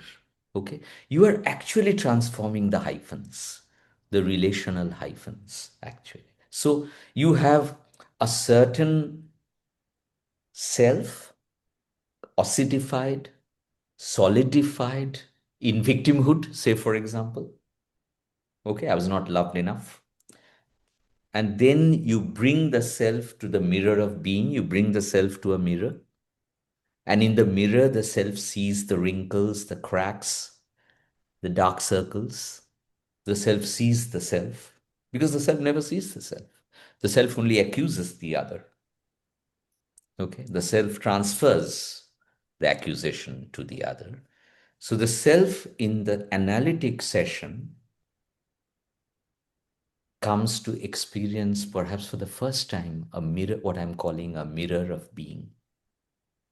So the self sees herself for the first time. And Shrija, tell me, what do you do in a mirror every morning? You beautify yourself. You put on an eyeliner, right? So the mirror every morning in our lives is a canvas. So it's not enough, Priyanka, to talk of just the mirror stage as misrecognition. Of course, there's misrecognition. I'm accepting it. But the mirror is also a canvas every morning for us. We redraw, repaint ourselves in the mirror every morning. So if you ask me, what is psychoanalysis? I'll say mirror of being to a canvas of becoming, canvas of a new becoming.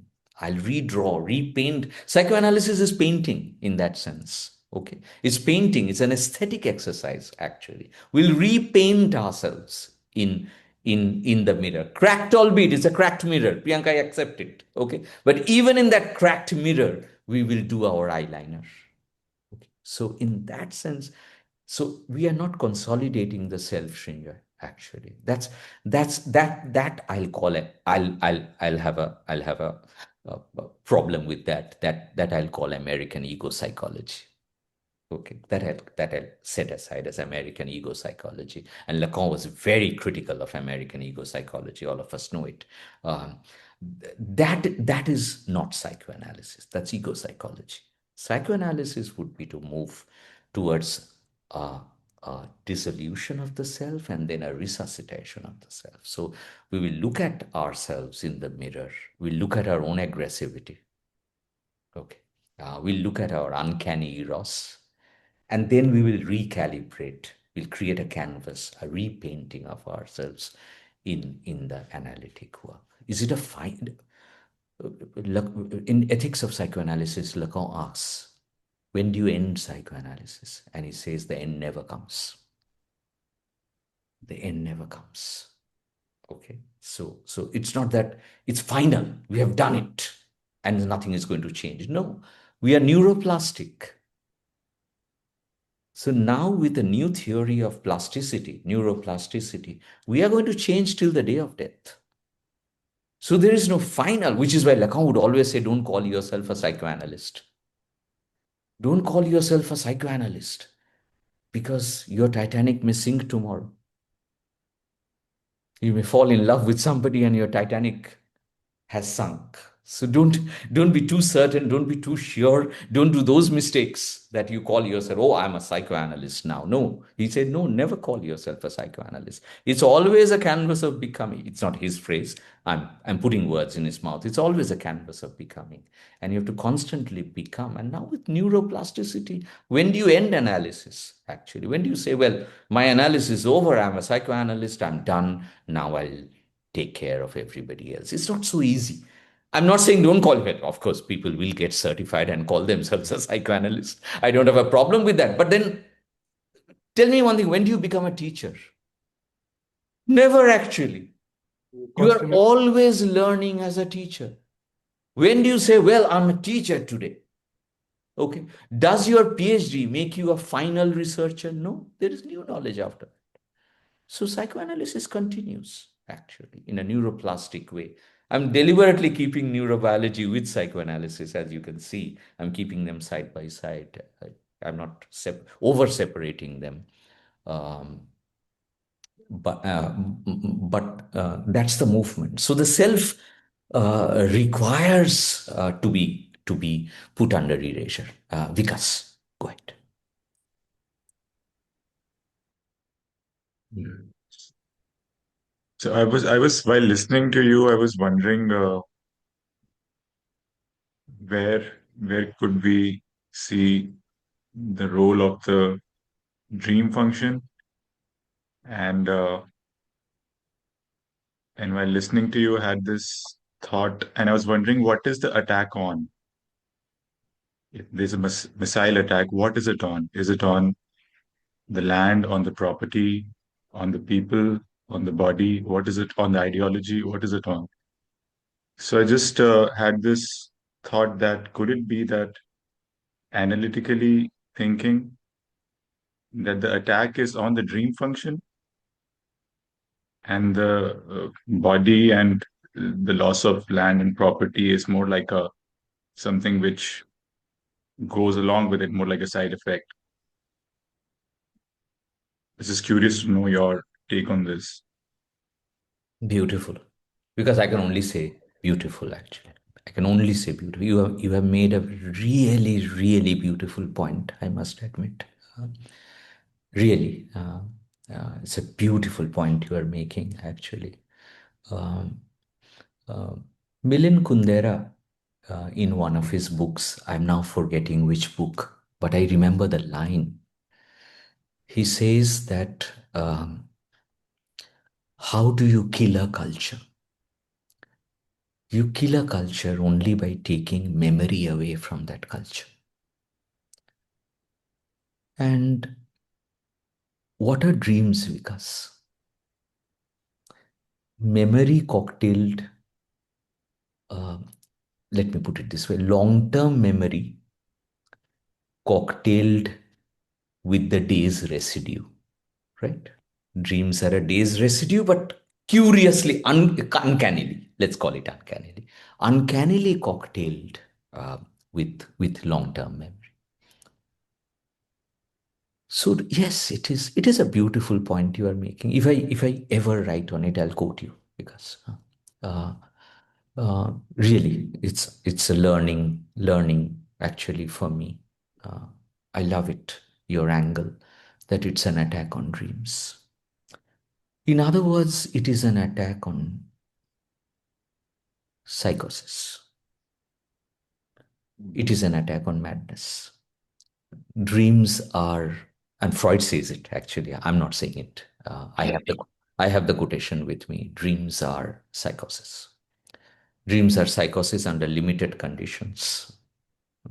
Psychosis lands in daydreams, but neurotics have limited psychosis called dreams, because dreams are completely a crazy uh, uh, condensation displacement. Dreams are a crazy collation. Dreams are a crazy converging of time, of space. In dreams, time and space converge in completely crazy ways. So it is an attack on a culture's capacity to dream. It is an attack on a culture's capacity to. Now comes my Sufi line over here again. It's a capacity on a culture's.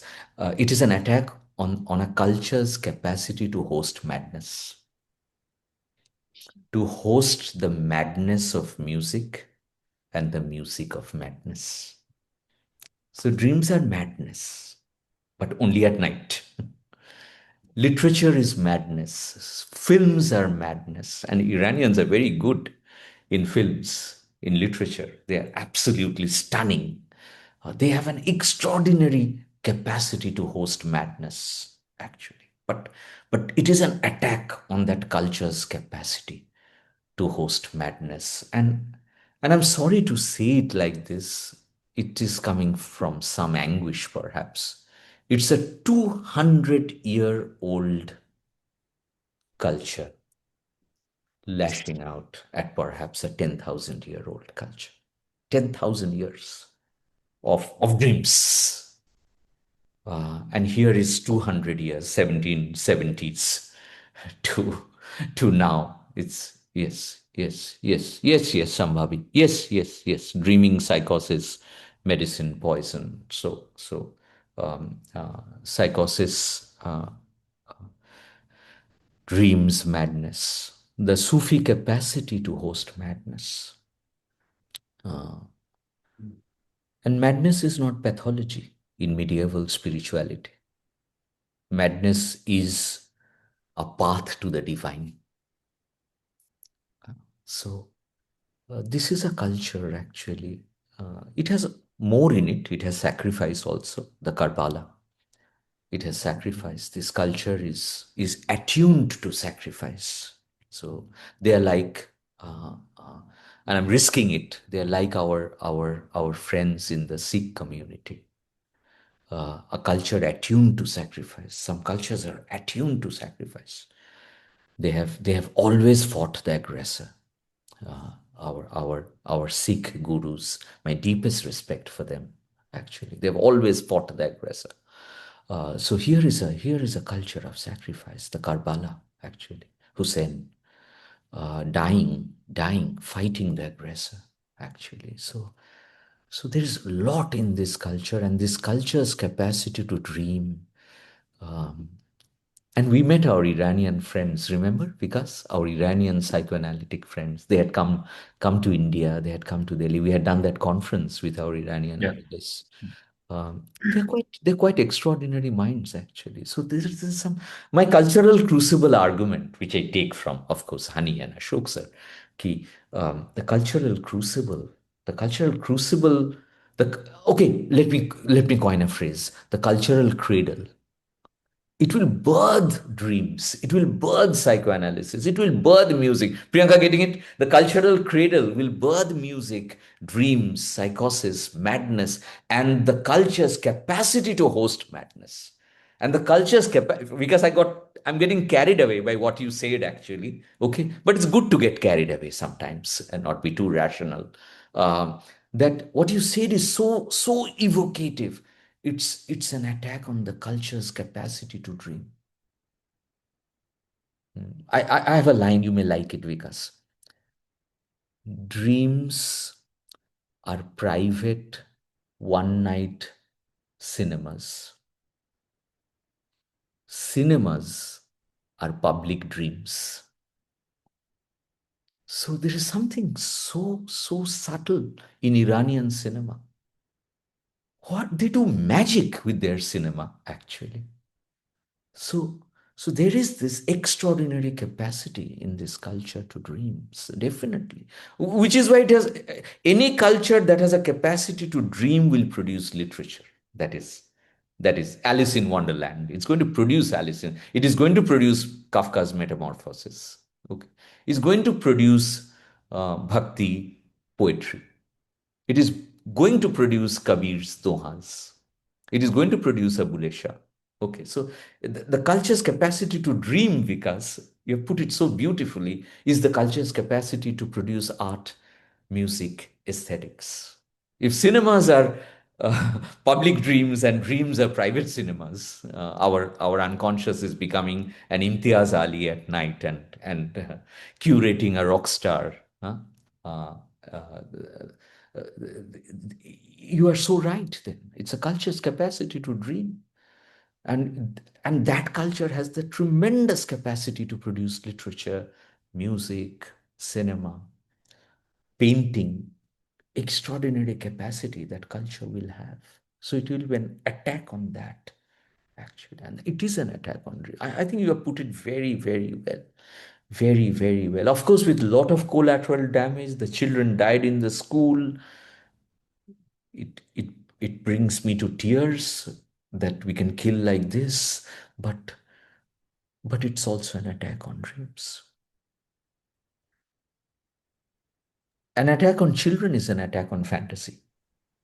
An attack on children is an attack on dreams. An attack on children is an attack on painting. Picasso said, don't teach children how to paint. Learn painting from children. Because they are psychotic enough to paint like Van Gogh, like Picasso, uh, like Salvador Dali.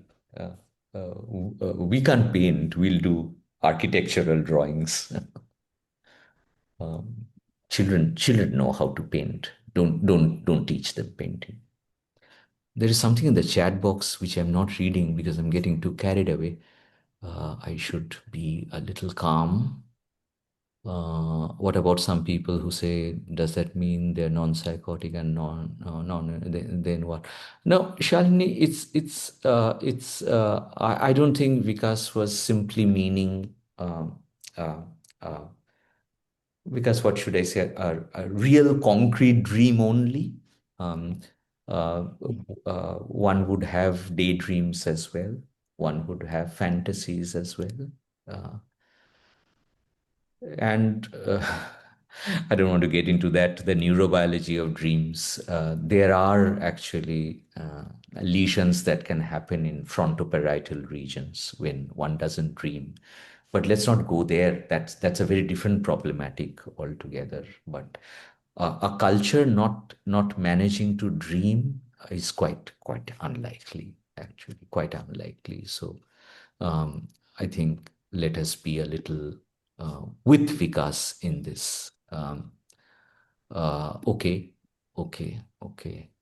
This one I should get. Yeah, Sambhavi Shomodeep.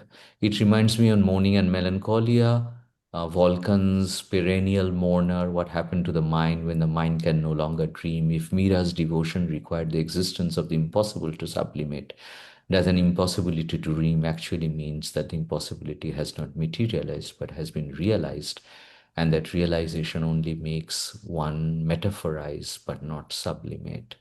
My question on the other side of Shalini is if it can be seen you that way. Yeah. It can be seen that way. I like this point, Shomadeep. It's an interesting point Shomadeep has put up actually over here. And Sambhavi's point also is interesting. Dreaming, psychosis, medicine, poison. Um, mm, the perennial mourner. Yeah, yeah, yeah. Mira's And devotion. Yeah, Sambhavi, sure, if you sir. want to help In us a little bit. No, Sambhavi, yes, yes. Shomadeep, if you want to help us a little bit, please, you may actually. It's a deep point you are making. Uh, I'm trying to get deeper into it to make sense of it. Shomadeep, please go ahead. Hello. Say a little bit. Say a little bit. I think I was trying to think out loud because uh, I still don't. I started from a very naive perspective that if Freud, and it was only possible for one man to, bring out a discipline that opens so many doors, that to philosophize can be one thing, but on the healing front, things change drastically. And it's still like we still have a long way, and maybe it's a community effort, and that is where the cryptid might contains that unconscious of the discipline itself, that if one actually is only metaphorizing, like after a point the discipline itself becomes, that Tower of Babel problem, that we can only have words and they become like, rather than opening doors, they become shelters for our own ignorance, and we take shelters in those without realizing what we are doing. So I still don't know what question this is, but just the fact that the talk was extremely helpful to think out loud, and it gave me more questions than answers. So thank you for that. I don't know if you can make sense of the question, but I think sublimation, that Freud came out with sublimation, he was trying to go towards the healing process, and I think that is why he gave the task to Ferenczi, and that is where that split comes in, that between theory and healing. That Practice. Yeah. I see. I am also trying to, you know, um, host your question. Okay. Be a host to it. And it's not easy. It's a deep question. It's a deep reflection. All that is coming to me now while I'm agreeing with you, and I'm not disagreeing, actually. I'm only saying ki, have we overemphasized sublimation?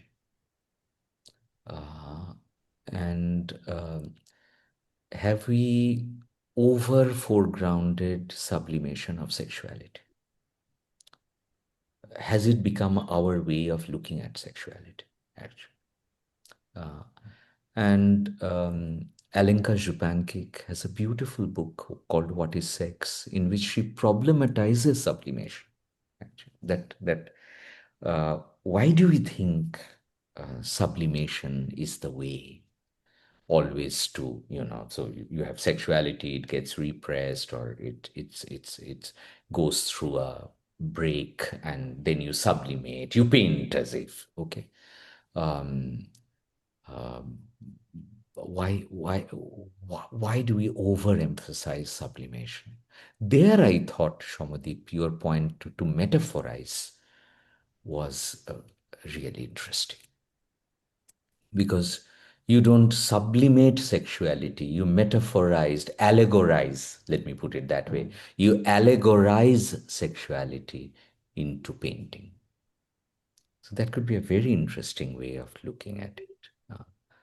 You have made me think, like, Priyanka, Vikas, Srinjoy. You are making me think, actually, nothing more, nothing more, and definitely nothing less. Okay, you are making me think, and I'm thinking that does psychoanalysis require a movement, some movement away from this overemphasis on sublimation and move to allegorization or metaphorization? Let me cocktail you and Srinjoy, actually. Is the canvas of becoming in sublimation, or is the canvas of becoming in metaphorization, allegorization? Allegory being a sustained metaphor. So is the canvas in allegorization or metaphorization? And that could be a very interesting way of looking at it, actually. So I think we need to sometimes also, and Freud would say sublimation because he's in that space. He's himself trying to do it. He's within a kind of repressive culture where the repressive hypothesis is overbearing, overwhelming. He's going to talk sublimation over there. But then a culture that sets up a Mira Mandir in Jaipur. I actually went to that mandir. I went twice. I sat over there. That what is this cultural crucible that sets up a Mira ka mandir? Mira would have been burnt at the stake in Europe, right? She would have been burnt at the stake, or she would have been branded a witch and burnt at the stake. She would have been burnt alive. And here, a cultural crucible sets up a Mira ka mandir. This is not a sublimation. This is a metaphor. It's a long historical allegorization. कि live with it hereafter. आपने मीरा का मंदिर बना दिया. तो मंदिर में तो भगवान होते हैं, not the quote unquote. I don't think, but I'm going by the European logic. Okay, not the fallen woman. Okay, but आपने मंदिर बनाया. You have made space for a temple.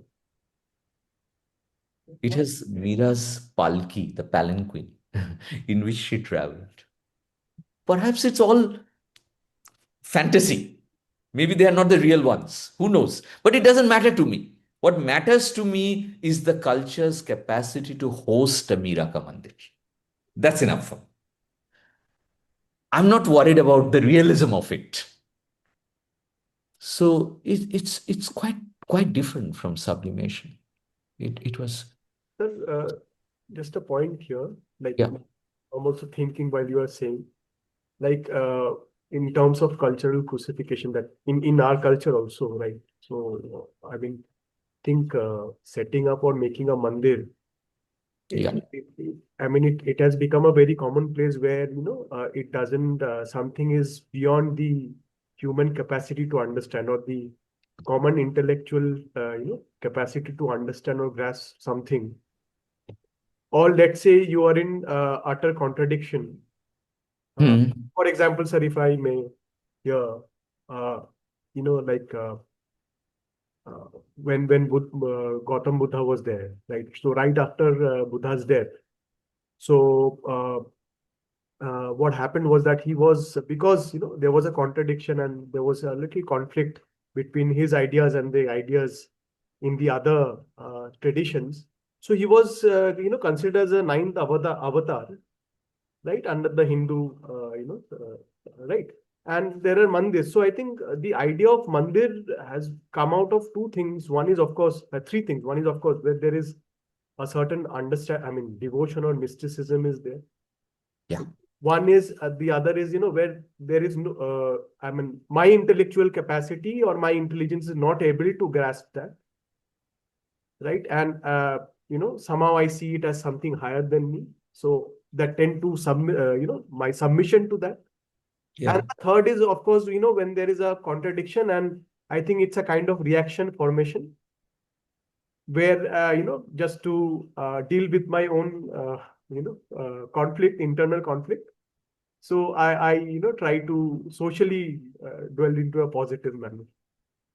It's a good point you are making. It's a very interesting understanding of mandir. The second one, especially, that's something that is a surplus to me. I as if want to architecturally contain it, as if it's uh, because what we call holding or container, a container actually. We use that term a lot in psychoanalysis because and I would use it a lot. That there is as if a containing of what is a surplus because it's not easy to understand her her let me utter the phrase surplus juicer. It's not easy to understand her surplus eros, uh, uh, uh, surplus divinity. Actually, there is an excess. And then Shinja, you put it very well. I think one, two, three, all three are beautiful. But the second one I'm really liking as humans or ordinary humans, quote unquote, anything that is so much in excess, transcendentally surplus, we would have a mandir, and the mandir would actually contain it as if it will be a holding environment for what we cannot hold. And psychoanalysis is always that. Think of it that it is always a holding of what we cannot hold. So uh, it's a beautiful way of putting it up actually. I'm liking it. I'm liking it actually. So we'll slowly take one or two questions and wind up. Yeah. Anyone want to raise any one question, feedback, queries, or anything? Yeah, Shalini has raised a good point in the chat box. You can read it actually. Element of collective unconscious, of men's idolizing her sacrificial love or devotion. Yeah, there is a gender angle also over here, which is not coming up directly, perhaps, that in India also we may make women sometimes mother goddess, and sometimes we I would say we do violence on women. So at the same time, we'll have domestic violence, and the same household will worship the mother goddess. So we have this seesaw, this ambivalent seesaw in India, actually. So how did the collective unconscious, Shalini, that's a good point, actually. How did the collective unconscious make sense of this surplus? The surplus figure of the woman who reaches out to the divine in a completely, because we may say in a dreamlike madness. Actually, all her bhajans are as if dream states. Her extraordinary capacity to dream the divine and to conjure the divine, to make the divine come alive. That's an extraordinary moment. So sometimes we'll idealize, sometimes we'll idolize, sometimes we will condemn. In Indian society, we have a dual relationship with women. We both condemn, accuse, and worship. Both ways. Yeah. So last one or 2 points, and then we can end, I think. We'll take one more question. If anyone want to raise a Yeah. question, we will go with that. Otherwise, That will we'll be the wind up. last. Okay. Yeah. I can go ahead. Yes, Yeah, please. please. Yeah. Please. Hello, Anup sir. How are you? Yeah, I'm fine. It's How so are good to you? see you after so many years. Am I visible? Yeah, Yeah. yeah. Long time. And life is circular. Yeah, when you wrote that message, I got it. I said thank you so much to you, Yeah. actually. I Yeah, I know. I saw that. yeah, Actually, I have a question. I think yeah. because just to give the group a little bit of background, sir used to teach us gender studies, and I have worked in the field of gender and comprehensive desi SRHR, and now sexual and reproductive health, and now I have moved into this. I have worked in the psychosocial space. So my question comes from there. So today what we have learned is if there is ambivalence and aggression embedded within Freud's understanding largely. Again, I am being a little, I'm just drawing it, cumulatively. And we saw the relational space as a healing space when it comes to Sati and Murad. So how would we posit psychosocial citizenship within these discussions, especially considering, disaster frameworks, the MHPSS framework, mental health and psychosocial support frameworks? So is it just an ethical ideal that believes in the idea of empathy, social belongingness, given what we learned today, or does it play within spaces where Sati and Murad has worked as a relational collective space? Yeah. You have put it very well, actually. This should be the last. I think we should end here because she has actually brought it together, actually, and really beautifully put, Olympika. Um,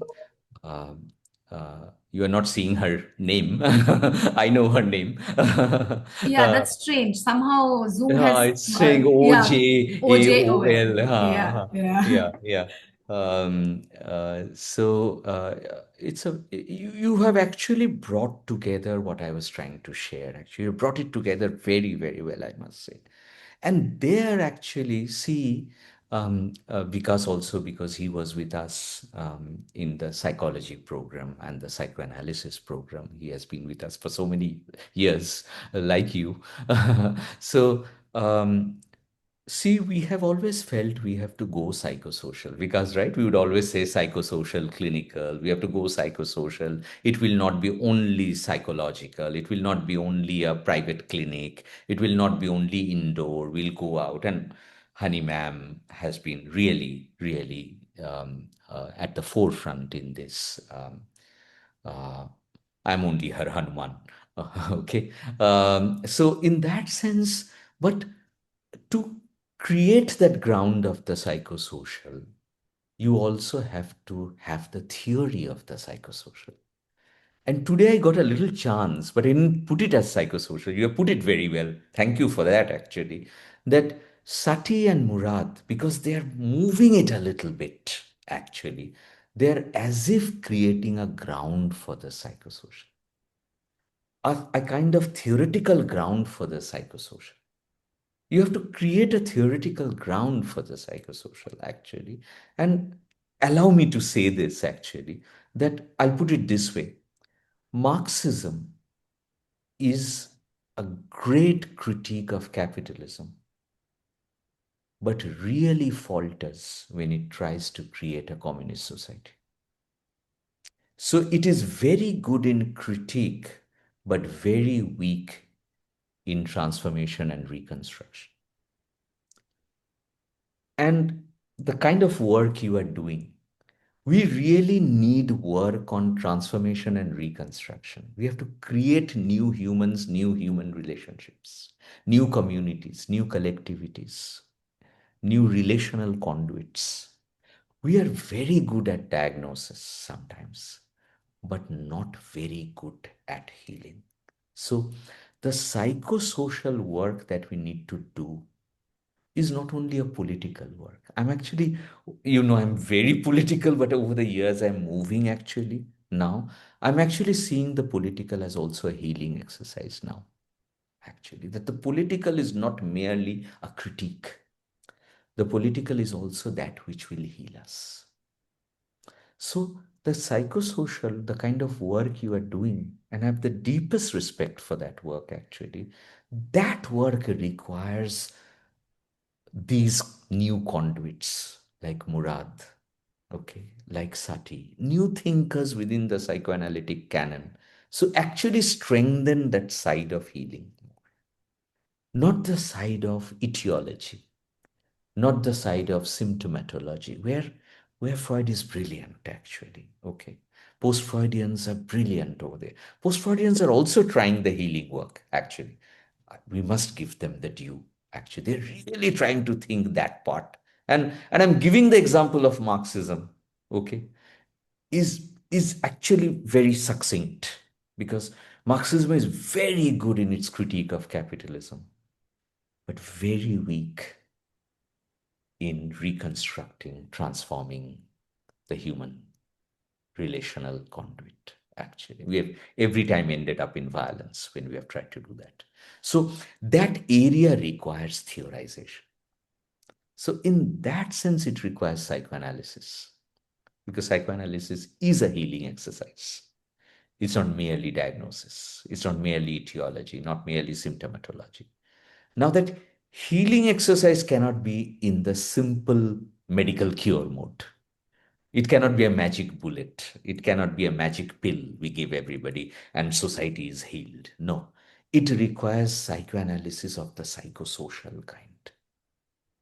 And there you have put it very well, Sati and Murad. And it's a good end to the discussion today, I think. Sati and Murad. And there are others. Please, I did not go to French feminism today at all. Okay. I could have gone to Irigaray, Kristeva, Sarah Kaufman, Simone de Beauvoir. I could have gone in that direction. I did not go in that direction today, actually.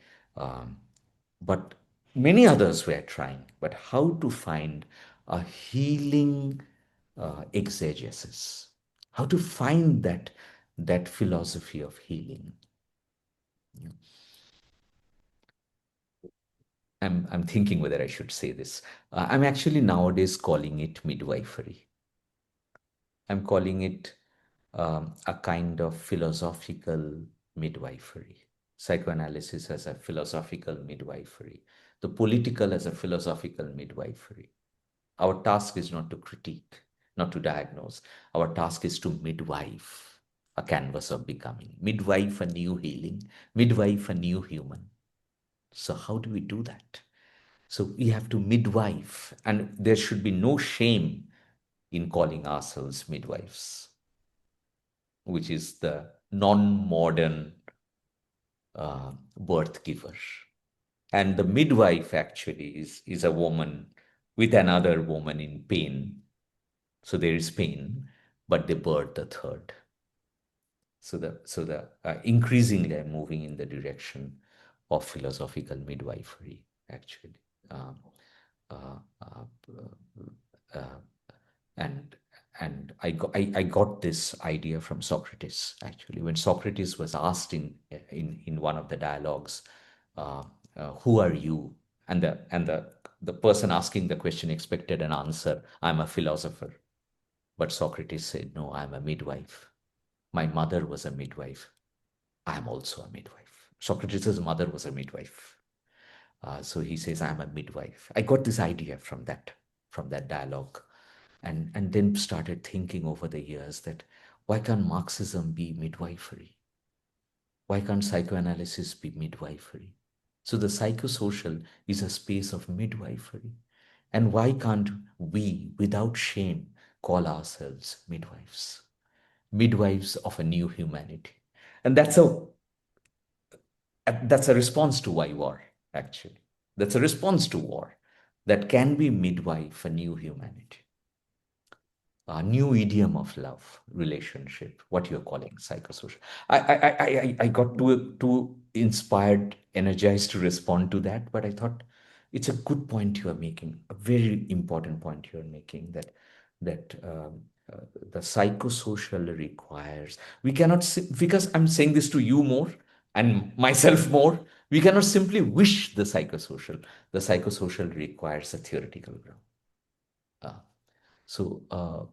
Sati and Murad sometimes is offering us that theoretical ground, and that can help Olympica go towards the kind of work she's trying to do in the world or with the world, or we could do in a war-torn world. We mustn't give up.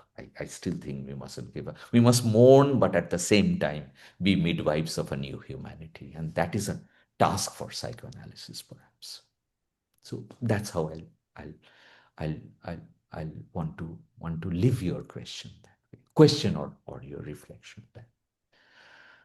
Chalo, so we'll end. It's 9:30, I think. Thank you, sir. Thank you so much. Started at 7. Too much. Thank you, everyone. Yeah, thank you, everyone. For your patience, for your listening, for your participation. Too much. Thank you for leaving us here, sir. I'm assuming some or other way people who have been attending this webinar, some or other way they've been distressed due to certain things occurring around us. For me, you helped me to some other way contain those distresses and give me a clarity in about how to navigate through this distress in terms of being a midwife as a professional also. Thank you. Thank you so much. Thank you, everyone. Thank We'll you. be posting certain updates in the group. You can catch up in the group about the group, how we navigate through the future From further. time to Thank you. time, Sure. they do very interesting Sure. discussions. Feel free to join. It's Sure. called Free Association. It's a lovely name. They have conjured, Free Association. Okay. Thank you, Thank Anil. you. Thank Thank you. you. Thank you, sir. Thank you everyone. so much. I have met some of you after long. It Yeah. was lovely meeting you. Oh, Aditi, another one. Lovely meeting you all. My deepest affection for all of you. Okay, who I'm Thank you, sir. Take care. Thank you, sir. meeting Thank after you long. so much. Thank Yeah. you. Bye bye. Bye bye. Bye bye.